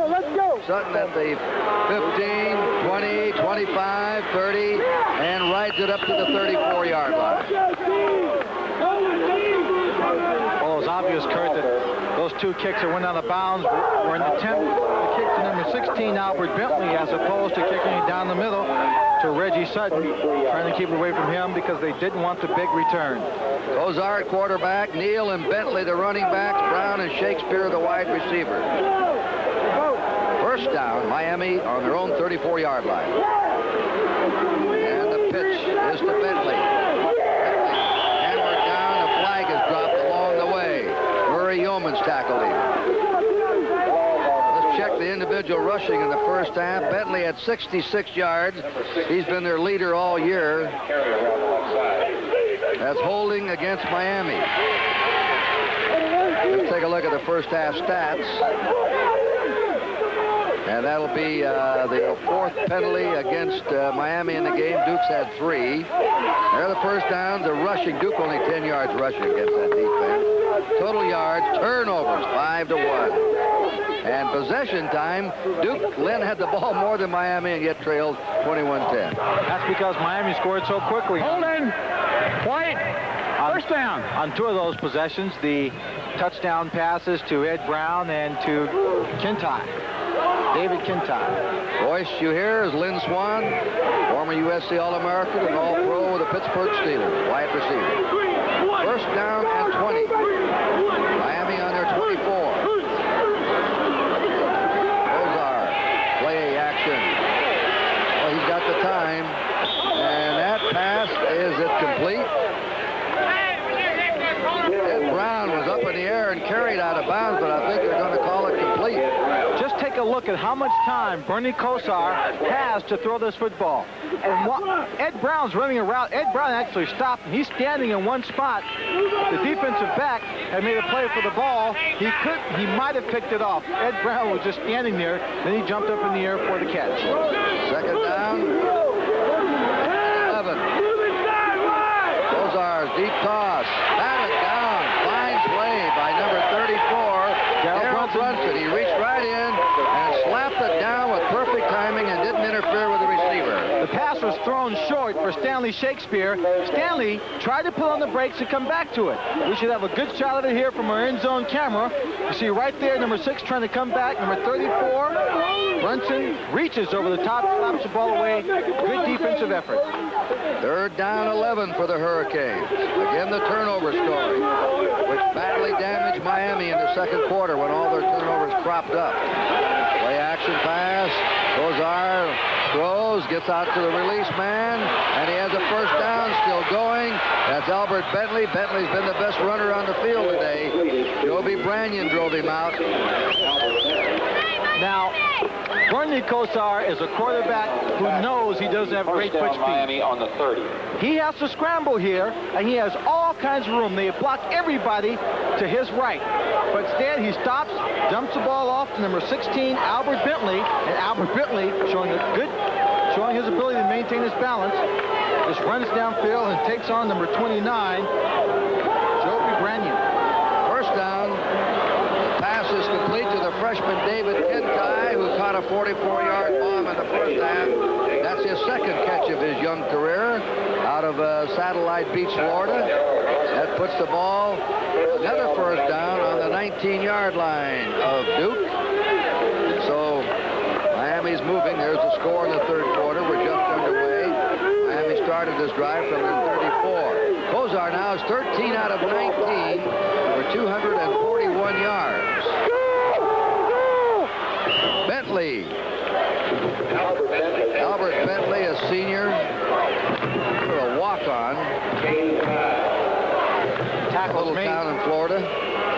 Tackles made by Nick Buonacani. Again, we've called his name quite a bit today. He's being very active. Bennett on the sideline can't wait for an opportunity to get back in and try and bring his team back. He realizes he has Heisman hopes, and they won't make it. He won't get it on those stats he has in the first half. Second down 5 for Miami. Big hole and racing through into the end zone. Speedy deal for the score. And Miami really put on a power drive there. They started under 34. They were penalized at 24. So they really went 76 yards for a touchdown. And they did it in just about 2 minutes. Steve Sloan not happy with his defense. Trying to...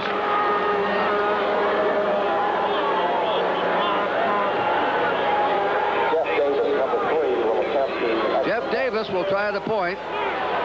He hasn't missed one this year. Perfect. I shouldn't say that Steve Sloan is not happy with his defense. His defense has played a lot better in this ball game than they have in their past 3 losses. But this play works primarily because the offense was steadily grinding out yards. The big fullback just got the handoff. Speedy Neal in the end zone as he lumbers for another score. We'll be right back. Mark Selig is going to kick off. I guess they want to give him some playing time instead of Jeff Davis. Atkinson and Grantham are deep for Duke. As Miami has scored in a hurry here early in the third quarter. Selly boots this one high. Grantham on the 4, out to the 10, to the 15. Went into one of his own men and goes down at his 22-yard line. Let's take a look at the Miami defense here in the third period. Julio Cortez, defensive end. Fagan at tackle. Fitzpatrick shaken up in the first half. Back again at nose guard. Cameron, the defensive tackle. And Colbrand at end. Come on, offense, let's go. Duke's ball on their 22-yard line.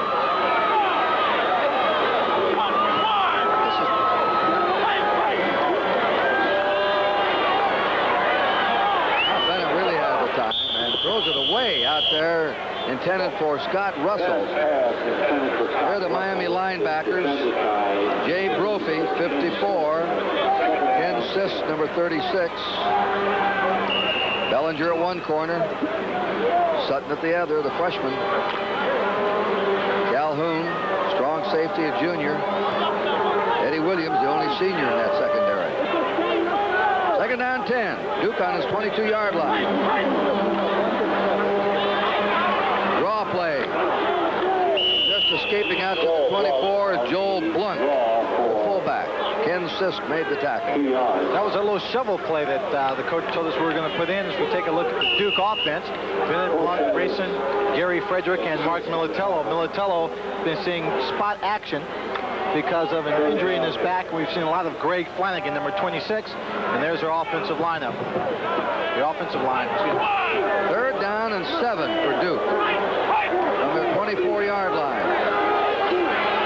That one's tipped. Grabbed at the 25 by Mike Grayson. They're going to have to punt now. Dallas Cameron, the tackle, tipped that ball up in the air. Bennett, I would imagine, in the last 2 or 3 years, is having his toughest game. He has passed in the first half for 104 yards. That's way below his average. He's averaged 280-some yards a game this year, passing. Miami has been tough to throw on. Tolich scooped it up. Gets it away. Tolich did a great job of punting. Eddie Brown and he's 31. Brown comes out of the crack up to the 50, 45, dancing down that sideline. I don't know how he escaped that massive blue shirt and blue devil, but he did. Well, I'll tell you, Kurt, instead of just dancing around, losing ground, looking for a place to run, that time he just got the punt, found an opening up the middle, and took it. When the punt returner dances too much back there, he's just going to get tackled for a loss. That time he got a little blocking in front, took advantage of it, hit it straight down the sideline, was hit, then he just steps out of bounds down the sideline. Miami on the Duke 44-yard line with the first down. That is Alonzo Highsmith, the freshman. And he goes to the 38. Number 30, Alonzo Highsmith. Michael Dokes, Jerry Codesy, you're going to see, we'll see the World Heavyweight Championship, WBA, and the big upset. And then the Harlem Globetrotters on Wide World of Sports next Saturday. 7-yard gain. Second down, 3. Miami in the Duke 37. This is Keith Griffin. Griffin's out on the 35. One of the problems with Duke's defense, as you've noticed it, is arm tackling. And the Miami backs have been breaking those arm tackles. Oh, they've been breaking the arm tackles. I've been saying that the Duke defense has been playing better than they have the first 3 ball games, and they've come up with some big plays and some turnovers. You see Ken Sisk there with a nice bag on his, looks like his stomach there, maybe a little rib, but they have been playing good football for that defense. That defense is not blessed with a great deal of talent, and it's unfortunate when they go up against a very talented, well-balanced offense of Miami. First down for Miami. Put it on the 32-yard line of Duke. 10:37 to go in the third quarter. Miami leading 28-10. Here's the freshman, Bernie Kosar. It's good thing his dog didn't bark at the coach when he was recruited. So while he was being recruited by several colleges, the coach from Howard Schellenberger came by to recruit him, and his dog didn't bark, so he went there. Story. Kozar whips it out to Shakespeare. Shakespeare's at the 30. See him break a tackle again, and he goes inside the 25-yard line. Well, Kurt, if you can believe the LA Times, it's a true story. Okay.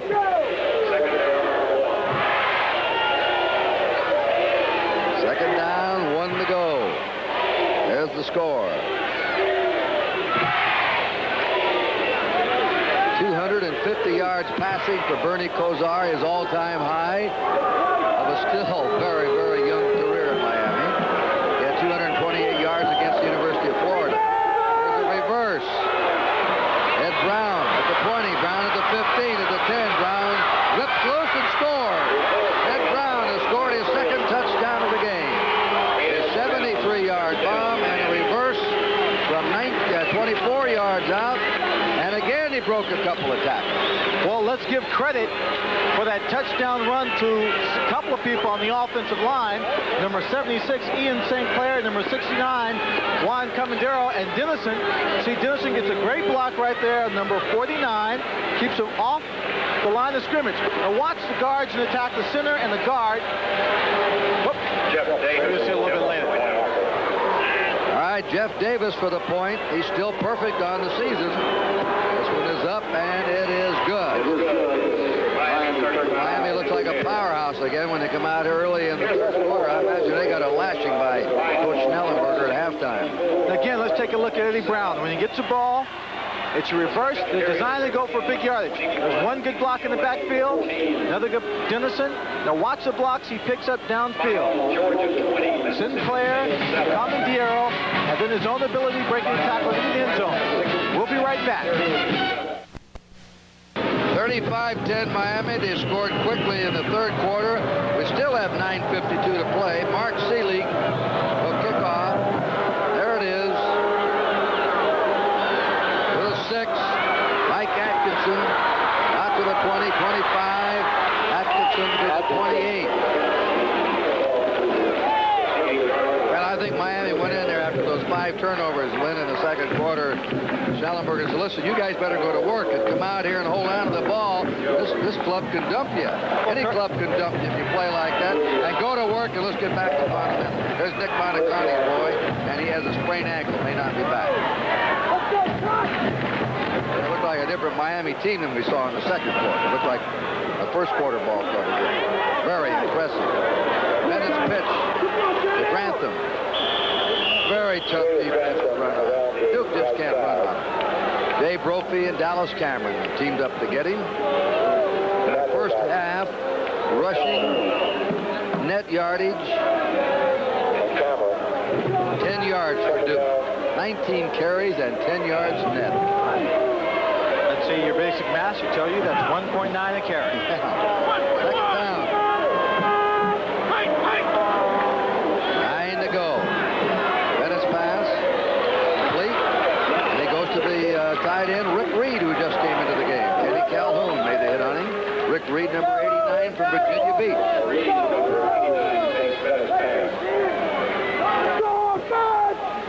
All the passing today, except a couple by Bennett, have been short ones to the sidelines, delays down the middle, or release passes. They give Duke a first down. For an offense that's been rolling up over 400 yards a game, they've come out very conservatively against this Miami defense. The Blue Devils on their 39 with a first down.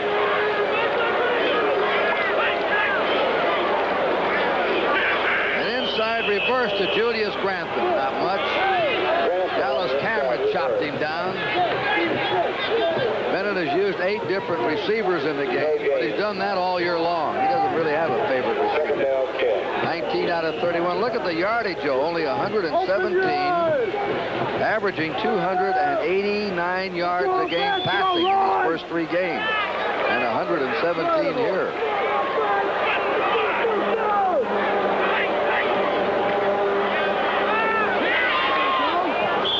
Under the gun that time by number 48, Colbrand, right in, and he threw a bad pass. Jennifer El Masri, reserve fullback. Joel Cobrand just came shooting in from his defensive end position with Ben Bennett doing much more rolling out in this ball game. They've got to keep some pressure on him, so they stop him from rolling out, box him in, made him rush his pass. Third down and 10.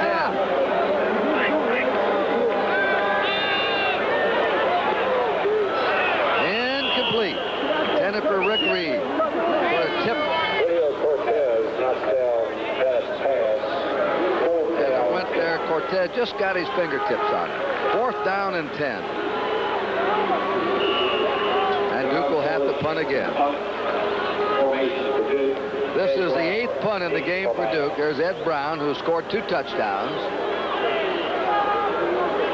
Last punt by Tolish was 42 yards. His longest today has been 49. He can kick it. That's a beauty. High one. Oh, it is. It's to the 14. Brown trying to come up the sidelines, gets away. A remarkable return, not too much, 10 or 12 yards, but they really shouldn't have had anything on it. Well, 10 or 12 yards on a good punt is an excellent return, and Ed Brown comes from a little junior college in Miami where he did a little bit of everything. We'll be back with the score: Miami 35 and Duke 10. There's Nick Bonacani here to watch his son play today for Duke. Looked like Nick could walk right out there on the field right now. He was shaking his head just before we hit him with the camera shot, as if to say, boy, oh boy, our college is outmatched today. Vanderwind is the new quarterback.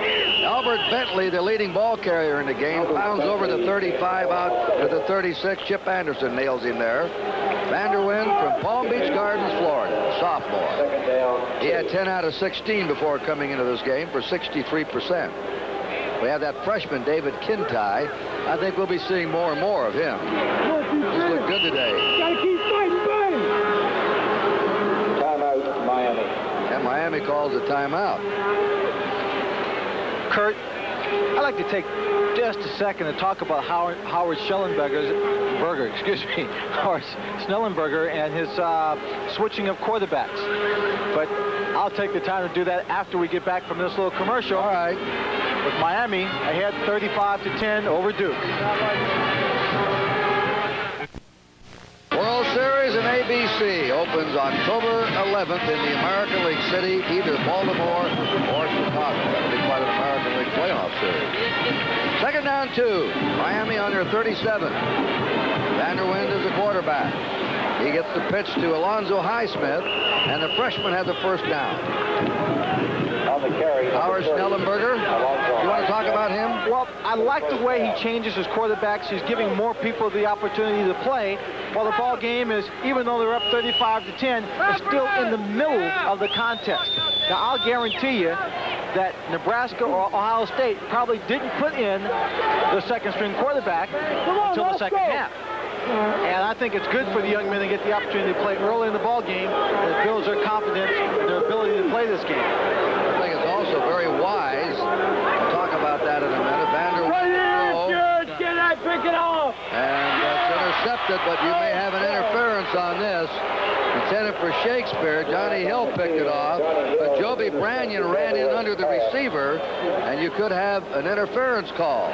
Kurt, he didn't run into him. He tackled him. He undercut him. He just took him right out before the ball had even come to the Pass receiver. interference on the blue. Be a first That's man white. on Joby Brannion. You watch him go under Shakespeare here. Let's get it up. Well, he knows the ball is coming to him. He wanted to get a jump, but he couldn't get around him to make a play on the ball. He went right through him, made the tackle. There you see Shakespeare going down. The number 12, Johnny Hill, picks it off, but it's in vain. Miami on the Duke 47-yard line. Down, Miami on the Duke 47. Schnellenberger has said that he wants the other young quarterback to get some playing time in case something ever happened to Kozar, and also for Vanderwind. He won't develop just sitting on the bench. He'd like to get them both improved game by game for the next couple or 3 years at Miami. That's very wise. There's Vanderwind's throw, looking right to Shakespeare at the 20. Shakespeare's going for a touchdown. And he's in there. Stanley Shakespeare has scored his 4th touchdown of the year. That's 47 yards from the sophomore Kyle Vanderwind to Stanley Shakespeare. Look at Vanderwind. He's very happy, number 13. Kozar's throwing 2 touchdown passes. Vanderwind 1. That's got to make that backup quarterback feel great. This gives him all the confidence he needs after throwing the interception early in the ball game. It's a medium pass against a zone defense where the corner rolls up and tries to force the receiver off his route. But Shakespeare got an outside release, cut on the sideline, and you saw number 86, Clint Dennison, almost carry him into the end zone for the last 2 or 3 yards. Mark Seelig will try the point. Jeff Davis had been perfect. The kick is good. Miami has rolled up 3 touchdowns in the first 8 minutes of the 3rd quarter. And they now have a 42-10 lead. Well, Kurt, they're playing their game plan now. They came out initially running the ball control offense. They scored. Then they scored with the 2 big touchdown plays. They tried to go for too much too soon.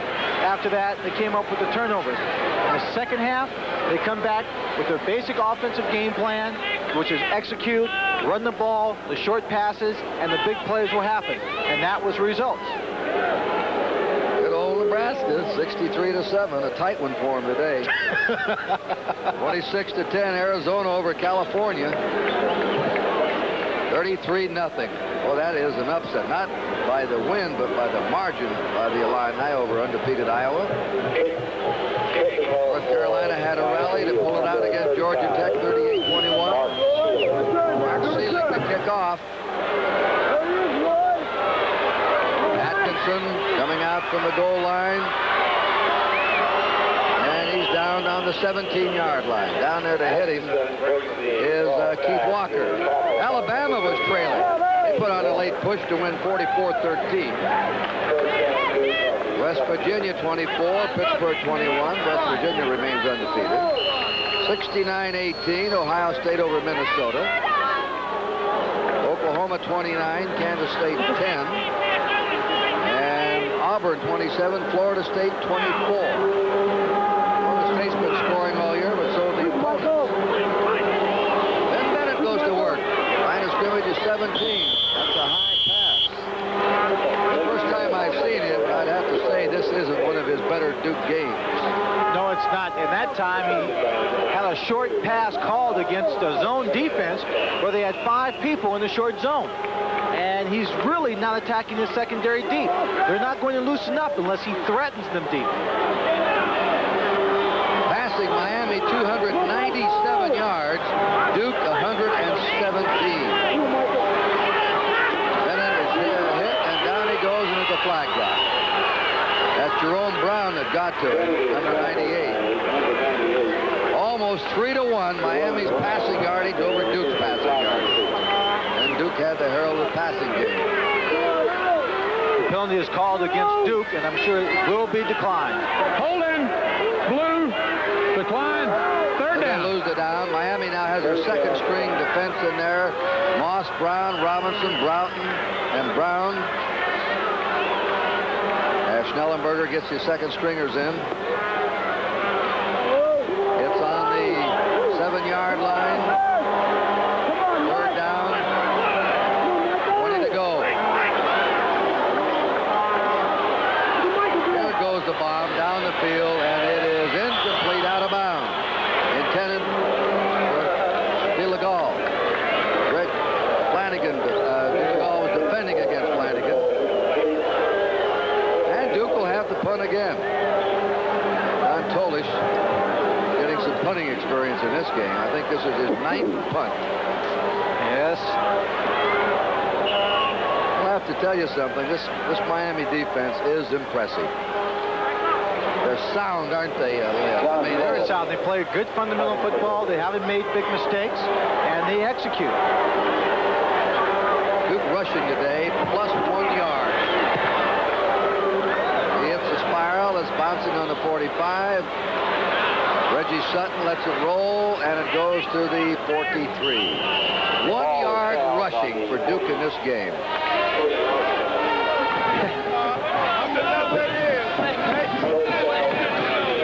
Well, when the football team gets out to a big lead, the guys sitting on the sideline watching the other teammates perform loosen up and relax a little bit. There's nothing wrong with that. 51-yard punt by Tolish. He's had a remarkable average. Vanderwent is the quarterback. Highsmith and Oliver, two freshman running backs. Vanderwent, here's the screen coming up. It's to Highsmith. Highsmith banged down on the 46-yard line. Well, Snellenberger gets his freshman in there. He's got a sophomore quarterback and two freshman running backs. Gains 3 yards. Highsmith was a Prep All-American defensive end. There he is, number 30 at Columbus High in Miami. He moved to fullback after 3 days of camp this August. Snellenberger told us last night, I just saw something in this guy that I thought he could be a great running back, and I know he's going to be before he's through. He gets this much time to play every game. He may be this year. 300 yards passing for Miami. Flag is down. That's Darrell Oliver, freshman. Flag is down. On the carry, Motion penalty. Oliver. There is a flag Highsmith on the moved. field. The freshman, Tackle by Alonzo Highsmith, went in motion.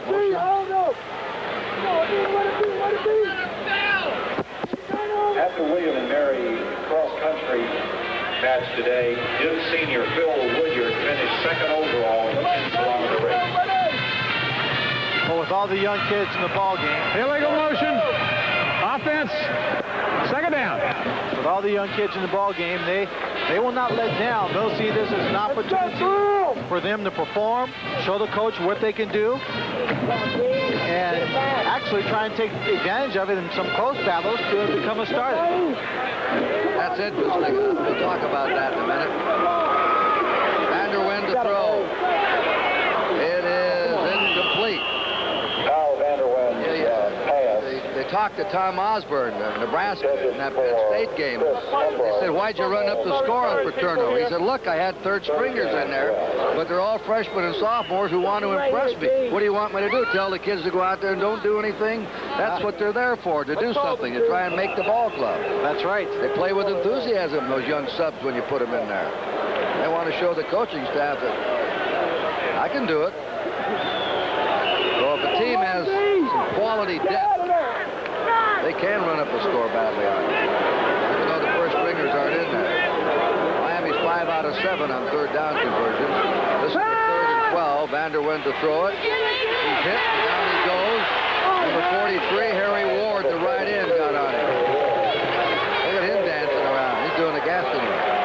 Well, even though the Duke team is behind, Harry Ward is not short on enthusiasm. He wants to make the big play, try and get his team back into the ball game. Steve Sloan. Oh, it's been a long day for him so far. Mike Grayson is the safety man. And the punter is Steve Minnie. Snellenberger is putting him in to do everything. In every department of the game. Look out, he's in trouble. They wham him down on the 22. Duke has the ball. He fumbled it. Couldn't get it away. Duke has it. Nick Barnacani went in there to recover, number 46. Then he's a walk-on. Well, he just didn't handle the punt here, and he drops it in. As soon as that happens, under a good rush, well, just pick it up and protect it. That's all you can do. Duke's ball on the Miami 20 with a first down. 4:08 to play in the third quarter. 42-10 Miami.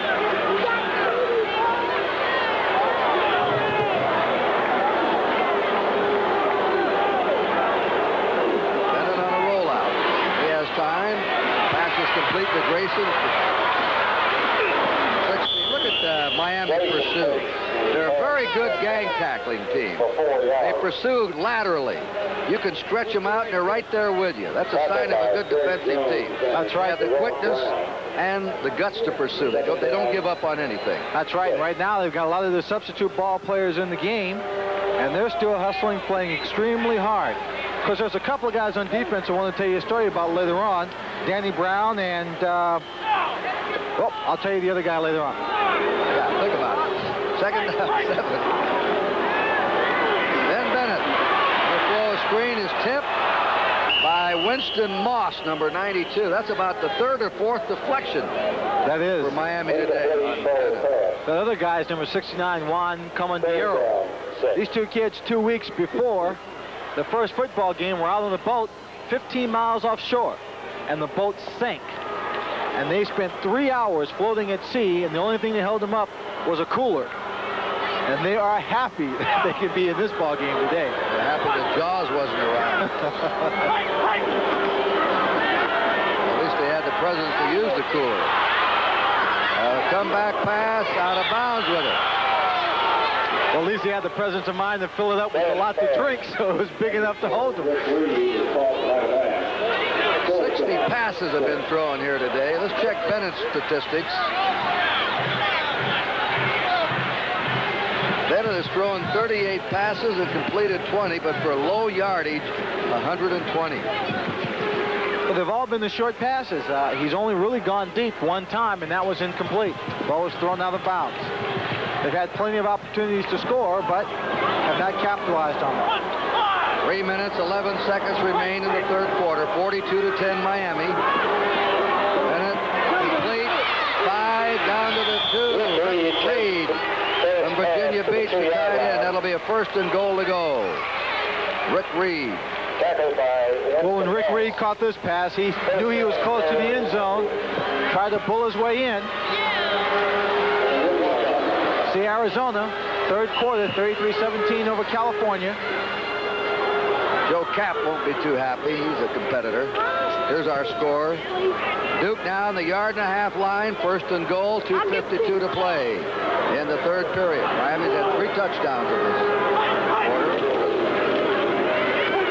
Dive by Mike Grayson, and he's not over. Jack Fernando's got up there and met him at the top of the league. That was a good play by the defense, but I always think the officials love the dramatics of calling a play down on the 1-inch yard line. Grayson gets the ball deep. He gets a good takeoff. Looks like he might be over. Well, looks like he's a little short. You played with a man that was the best I ever saw at this, Sam the Bam Cunningham. There goes Grayson. He's in, no doubt about it. Mike Grayson has scored his second touchdown. Oh, Duke scores.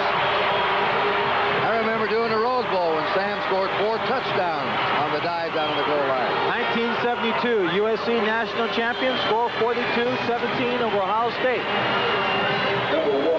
I know, I was there.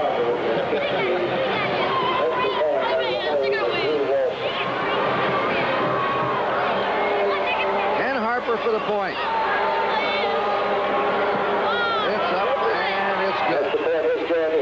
Oh, we have 2 minutes and 10 seconds to play in the third quarter. University of Miami of Florida, 42, and Duke, 17. This Grayson is a good little back, fire plug back. He did make it the first time, and Mike Grayson, who is real small, 5'6", 178, goes after people, runs the football like he is a bigger back.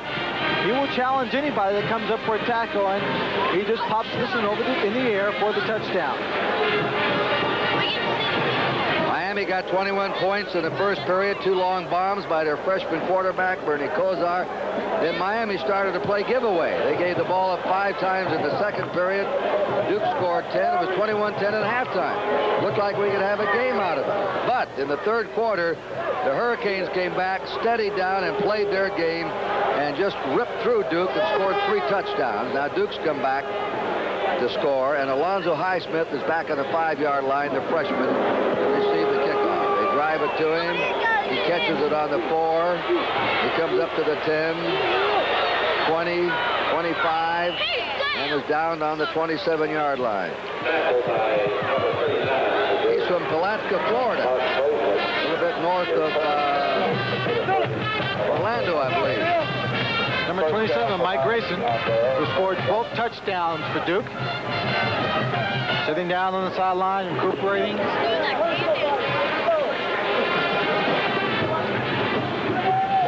Miami's ball on their 27 with a first down. Vander Wend is still the quarterback.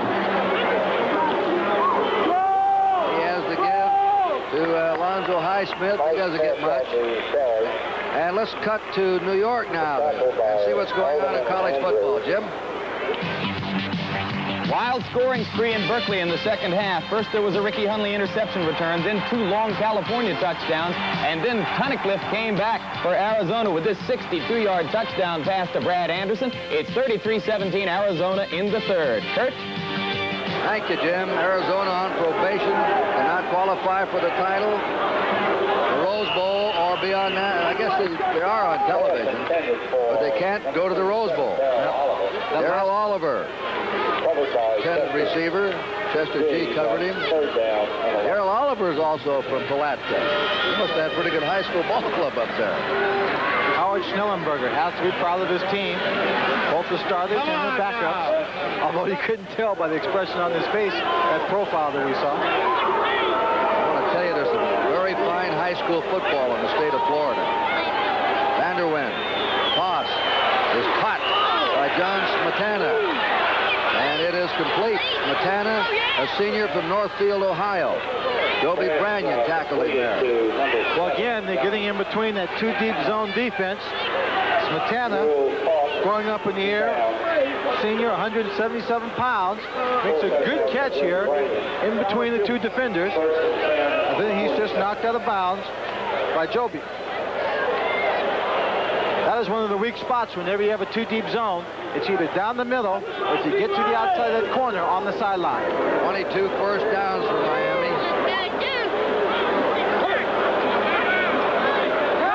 Vanderwind again.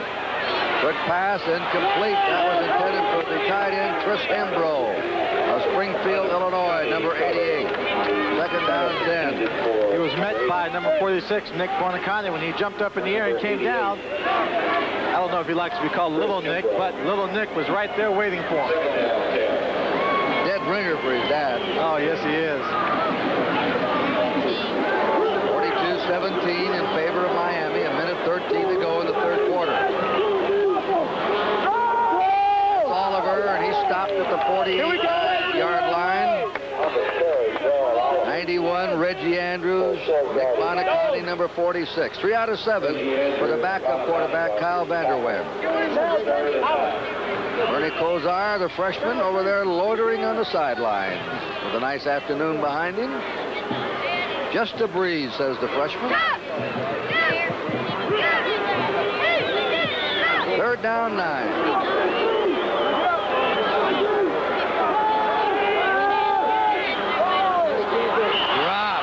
By Darrell Oliver. And he waved for it.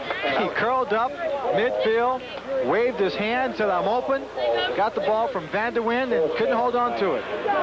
You see Vanderwind clap his hands, oh, that's all right. Yep. I once asked Bobby Lane, I understand you give your receivers the devil in the huddle if they drop the ball. He says, never in my life. But I do give them hell, he said, when they don't run the right pass routes. I know them all. They should at least know theirs. Rick Tootin, the punt. Mike Grayson is a safety man. 34 seconds to go in the third quarter.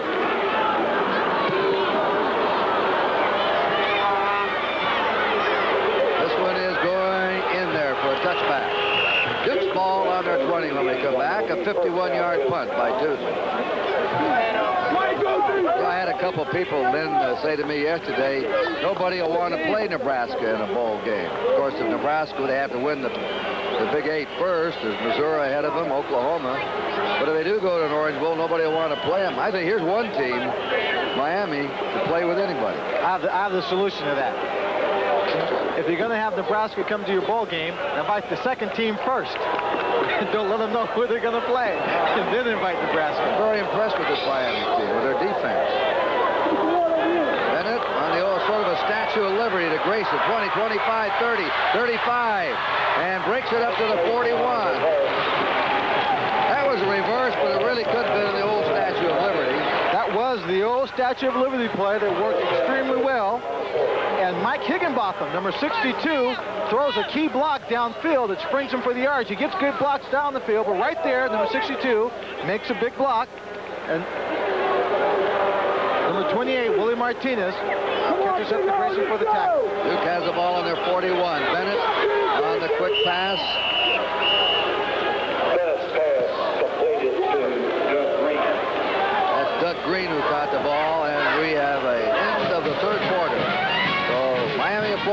of Duke will continue after this commercial message. And that's the end of the... Howdy, Lynn Swan for the fourth quarter. What do you have to say about this one? About the fourth quarter? We haven't seen it yet. Good call. Duke's ball. Second down. 3 to go. And that is Julius Grantham, Belleville, Illinois. Stop on the 49-yard line of Duke. Keith Walker. 3rd and 1 for Duke. They're behind 42-17. Kurt, now this is real good experience for the secondary, this young, inexperienced secondary that's backing up in Miami to have going against Ben Bennett here. Sort of slipped. He wanted to cut inside, then he changed his mind, went outside. He might have gone for more. Doug McFadden, second string, quick corner, brought him down, but it's a Duke first down. Maybe I didn't say that right. Now that they've got all the backup people on the Miami defense going against a guy like Ben Bennett, this kind of offense, they're going to gain valuable experience against someone who reads defense as well, and receivers who are going to run good routes. I think the surprising thing is the yardage for Ben Bennett today, 142 yards. Way below what he normally picks up in a game. There's a pass. They had that one smelled out all the way. Grantham is hit by Doug McFadden, number 43. Fine analyzing by McFadden, who is a freshman from Fort Lauderdale. They've run this quick screen quite a bit today. They fake the run up the middle. He just rolls, goes to the outside. He has to get a blocker out in front of him to pick off this corner. The blocker, a tight end, or another back, wide receiver, didn't get out there in time to stop McFadden. Second down, 14 for the Duke Blue Devils. They're on him, but he hands it off. Grayson, 50, and he stopped at the 48. I don't know whether that was a design play or not, or whether Grayson decided he's in trouble, I'm going to come and help him. No, I think it was the old Statue of Liberty play. They ran it earlier with Grayson. You see him right there. He's starting to peel and roll back. It's a design play. 3rd and 15. And he hands the ball off until number 97, Robinson, stops him cold. Well, our cameramen were right on it. 3rd down and 15 for Duke. Here's the time, man.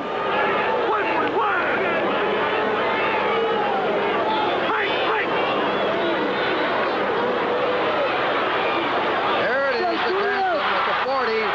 Grantham driving hard, goes to the 36. That's a good, safe pass play, Kurt. The kind of play I think they should have been using all day long. The back just delays a little bit before he comes out of the backfield. You give the linebackers a chance to drop back deep, expecting a deeper pass, dump it off to the back underneath, and give him a chance to run, make some moves. They have a 3rd down, fourth down and 2. Ben Bennett now has moved into 10th place on the all-time passing yardage list. He needed 148 yards today to go ahead of Jim Plunkett into 10th place. He's done that. Now he needs 3 more yards to go ahead of John Reeves of Florida in the 9th place. We'll be back with a score of Miami 42, Duke 17. We're back here in Wallace Wade Stadium, 12 minutes to play in this game. Duke has a 4th down and 2. Just short of the Miami 35 against Miami's second defensive team. Miami ahead 42-17. Ben Bennett will throw for it. And he's going to throw long to Grayson. Grayson, there's a flag drop. They have interference on Willie Martinez, number 28.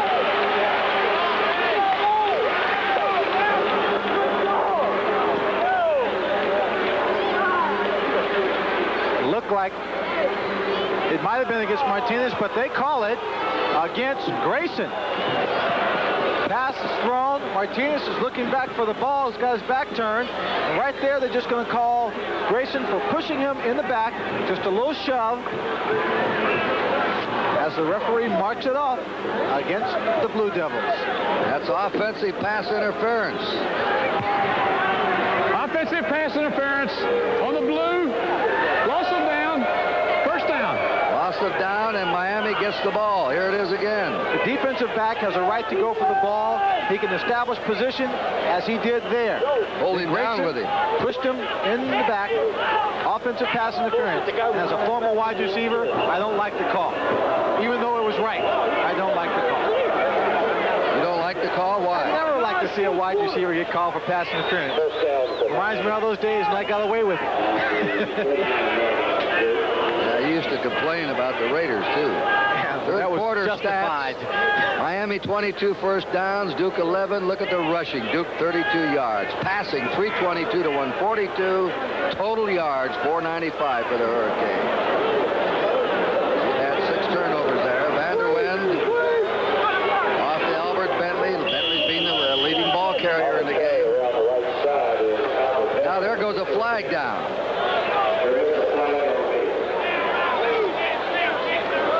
That's a clipping against Miami.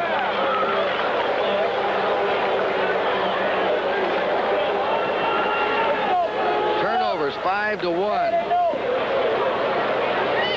Unofficially, it could be 6. We're checking it on the 4th down punt fumble.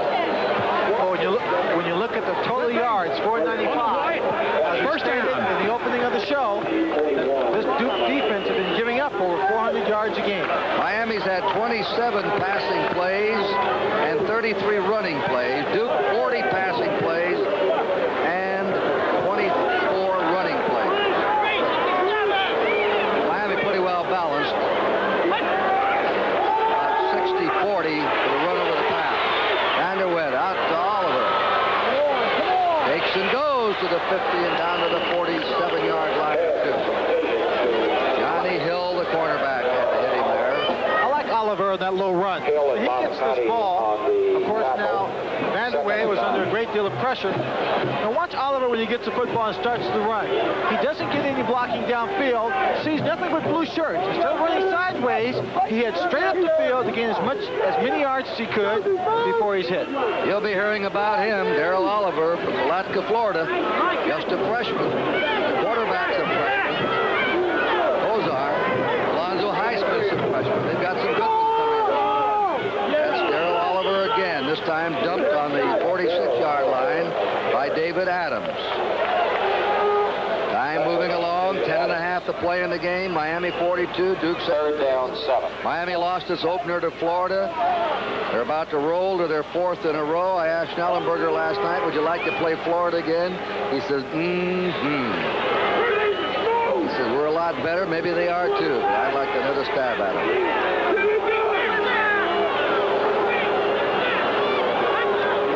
3rd down and 8. Vanderwood's pass is complete to Kintai, the freshman's 3rd reception. I forgot to, there's a flag down to mention him. He caught his first pass of his career for a touchdown. That's his 3rd reception. And you ought to be able to judge a wide receiver better than anyone. What do you think of him as a future wide receiver? Kintai. Well, I think today one of the main factors for their success has been this offensive line. As we take a look at the wall of protection they provide for Kyle Vander Ven. Well, I think Kintai has shown the ability to come up with the big plays. He plays well under pressure. Seems to be a heads-up receiver. They've thrown him 3 passes, and he's caught 3 and 1 for a touchdown. Offensive pass interference on the white. Loss of down. 4th down. There you are again, offensive pass interference. You lose it down on that. That's right. Number 11 gets that pass taken away from him, but he's still up 3 for 3. 3 passes thrown to him, 3 catches. I don't know Kintai's speed, whether he's real quick or not. It's hard to tell when you're running sideways.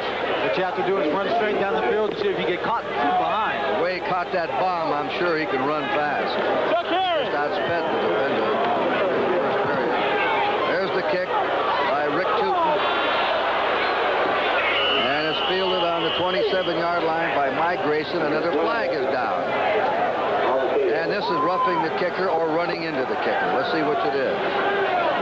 If it's flagrant, it's 15 yards. If it's not, it's a 5-yard penalty. Either way, it's possession by the offense and 1st down. Not on running into the kicker. Not on running into the kicker. Not on the 5-yarder. Yeah, let's see how you call this one, Mr. Official. Well, let's see how it goes. He gets it away very quickly. under a good deal of Running into pressure. the kicker on the blue. 4th down. That, you called it, running into the kicker. It wasn't a flagrant. They just couldn't stop their momentum. It's a 5-yard penalty, and it's 4th down and 15. There's no automatic first down in the college. Even though it was only running into the kicker, I was always of the opinion that the rule was there to protect the punter while he was in a very vulnerable position. Even running into the kicker should result in possession by the offense. And the kick again by Tootin. Grayson waiting for it on his 15. Starts upfield and is smothered on the 19-yard line of Duke. A 40-yard punt by Duke. So when Duke comes back, they have the ball on their 19 or 20-yard line. 9:20 to go. Miami 42, Duke 17. Special lights were brought in by the Musco Company. Remember Notre Dame played last year, and they brought the lights in. They didn't have lights in South Bend. They don't have them here, and we need lights now in the gathering darkness, late afternoon in Durham, North Carolina. But they do an amazing job for the number of lights they put up. Tremendously powerful light. Bennett throws it, and it is incomplete. Looked like his arm was hit just as he released that pass.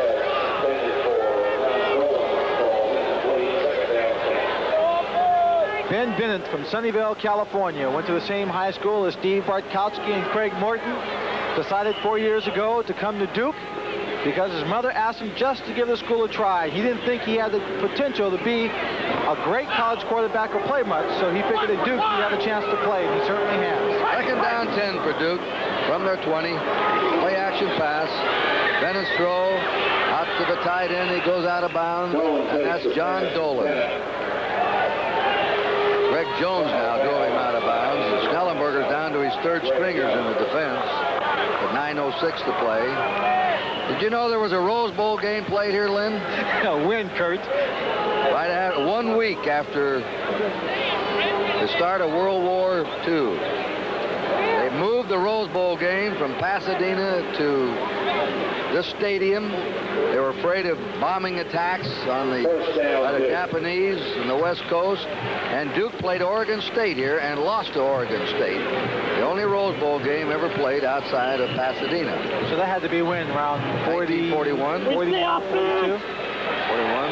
I think they played it before January 5th. I'm not sure. No, I don't remember that one, Kurt. 42. 1942.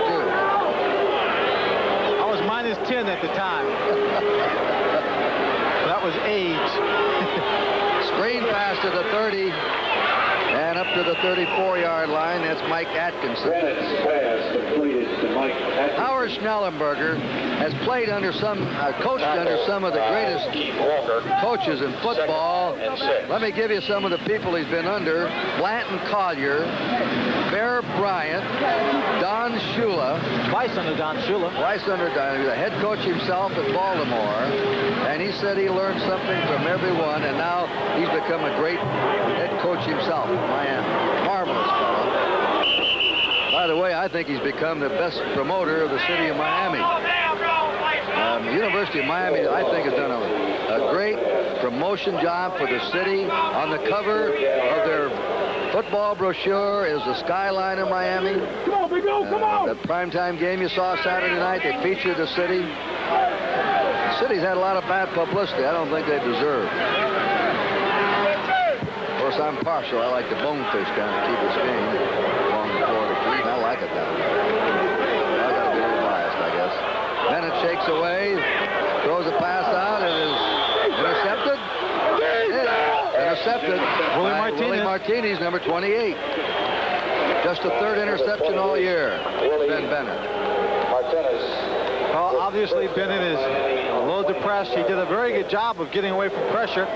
He is almost pulled down right there, but he gets away from Joel Colbrand and gets the ball away, but number 28, Martinez, is there to make the play. The stadium's named after Wallace Wade, who's one of the great football coaches of all time.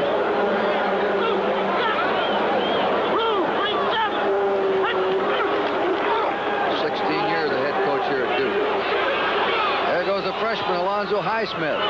He's over the 25 to the 24. That time looked like he got the best of Nick Buoniconti in that play. There's Martinez. And picked it up. He's happy. Substitute defensive back comes into the ball game, maintains the intensity in this ball game for the Miami secondary. Picks off a pass. Second down, 6.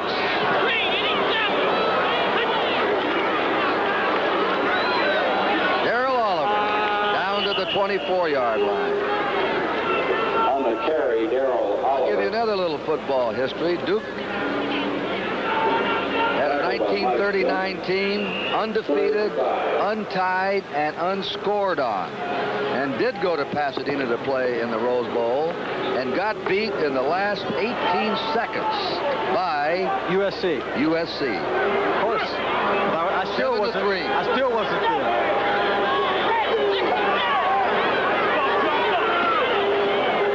I. It is a touchdown, a beautiful toss to John Smetana by the backup quarterback, Kyle Vanderwende. Vanderwende has had some real playing time today. And that was a fine pass, whether it was in the first period or the fourth period, no matter what the score is. Perfect touch on it. The kind of pass that you have to have excellent touch. You have to judge the speed of the receiver over the head of the defensive back, number 2, Chester Gee, laid right in stride, arms outstretched. He brings it in. Not an easy catch to make. And John Smetana has a touchdown. He was an ex-quarterback, a wide receiver this season. That had a perfect touch on it, that pass by Vanderwende. 48-17 Miami. The kick is up, and it is good. 49-17. Well, as the offense of Miami continues to roll up the score, it's getting dark here. We'll be right back for the rest of the fourth quarter. 17.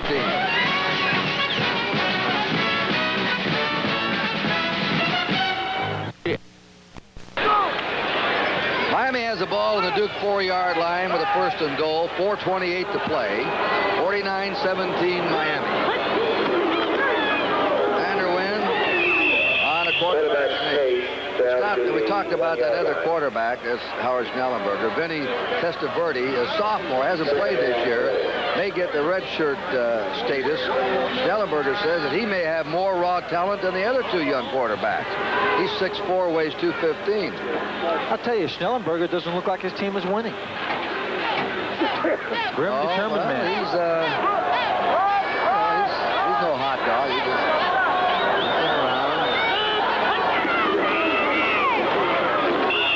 diving in is Darrell Oliver, number 37.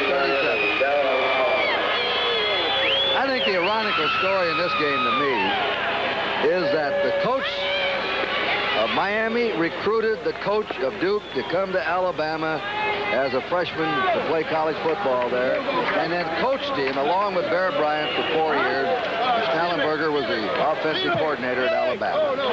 Now here they are across the field. Steve Sloan obviously doesn't have the physical talent on his squad that Miami has, and he's outmatched.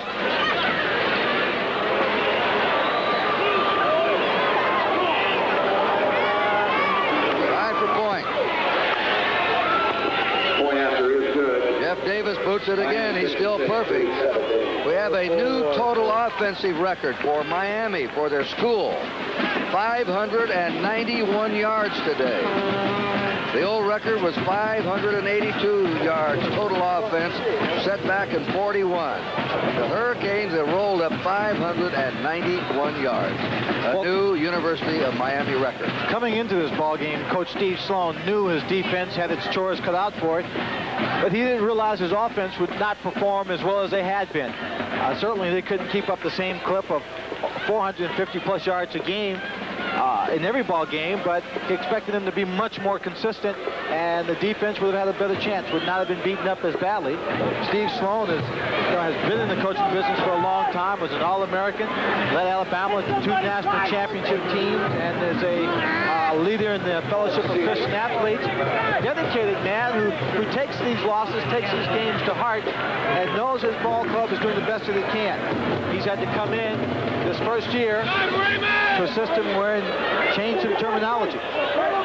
One thing that hurt them is they lost this wide receiver last year. What was his name? Castor.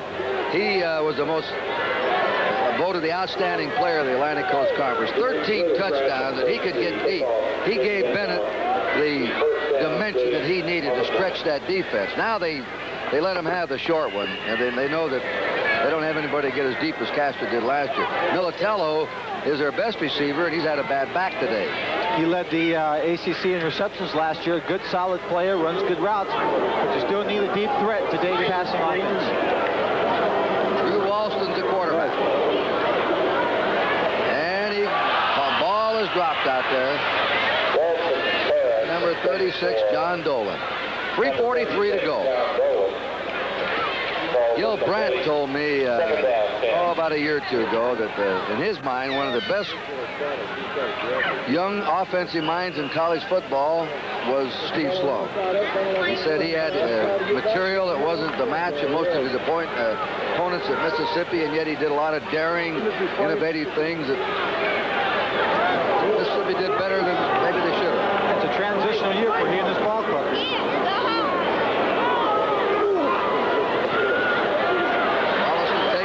He'll have a first down here. He's still going.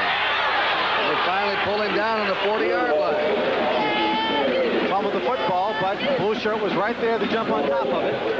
Greg Jones. Here are the Chevy's most valuable players. $1,000 in scholarship money in their names. Bernie Kosar voted the most valuable player for Miami. There he is, the freshman. And there's Mike Grayson, the most valuable player. Just a breeze on one side and a little bloom on the other. Mike Grayson, the tailback for Duke. Grayson, a splendid player, lost today.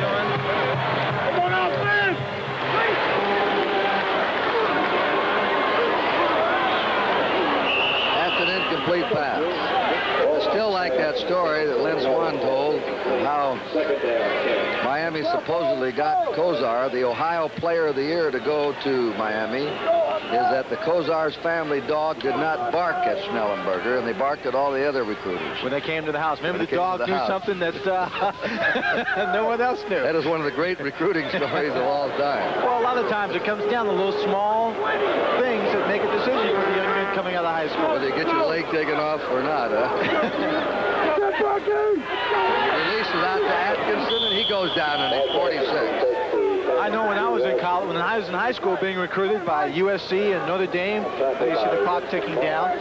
Stanford, everyone thought I was going to Stanford, and I ended up as a wide receiver going to USC. The reason being, I just felt more comfortable there. Much more comfortable there than I felt at Stanford or at Oregon or at Notre Dame. And I think for most kids, they realize that if they're going to get the education, they're going to get the opportunity to play good football. The small things that become important. 56-17 Miami. They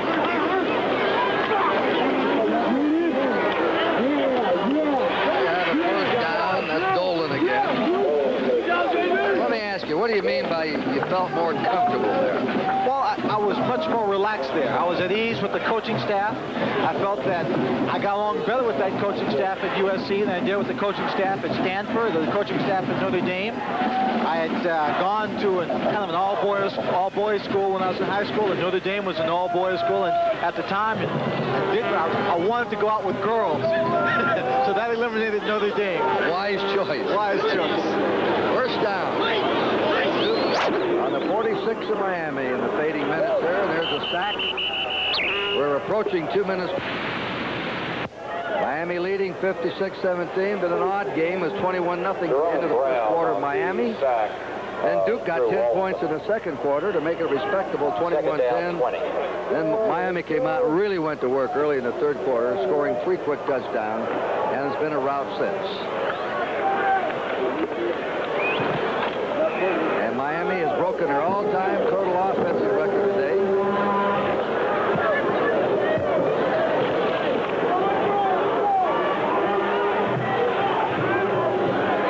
Incomplete pass. Minute 28, 7 seconds to go.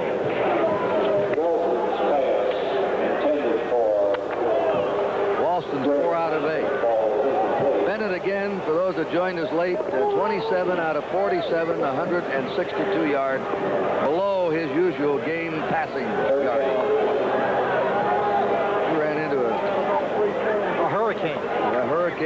secondary especially. Several Hurricanes wearing numbers and helmets.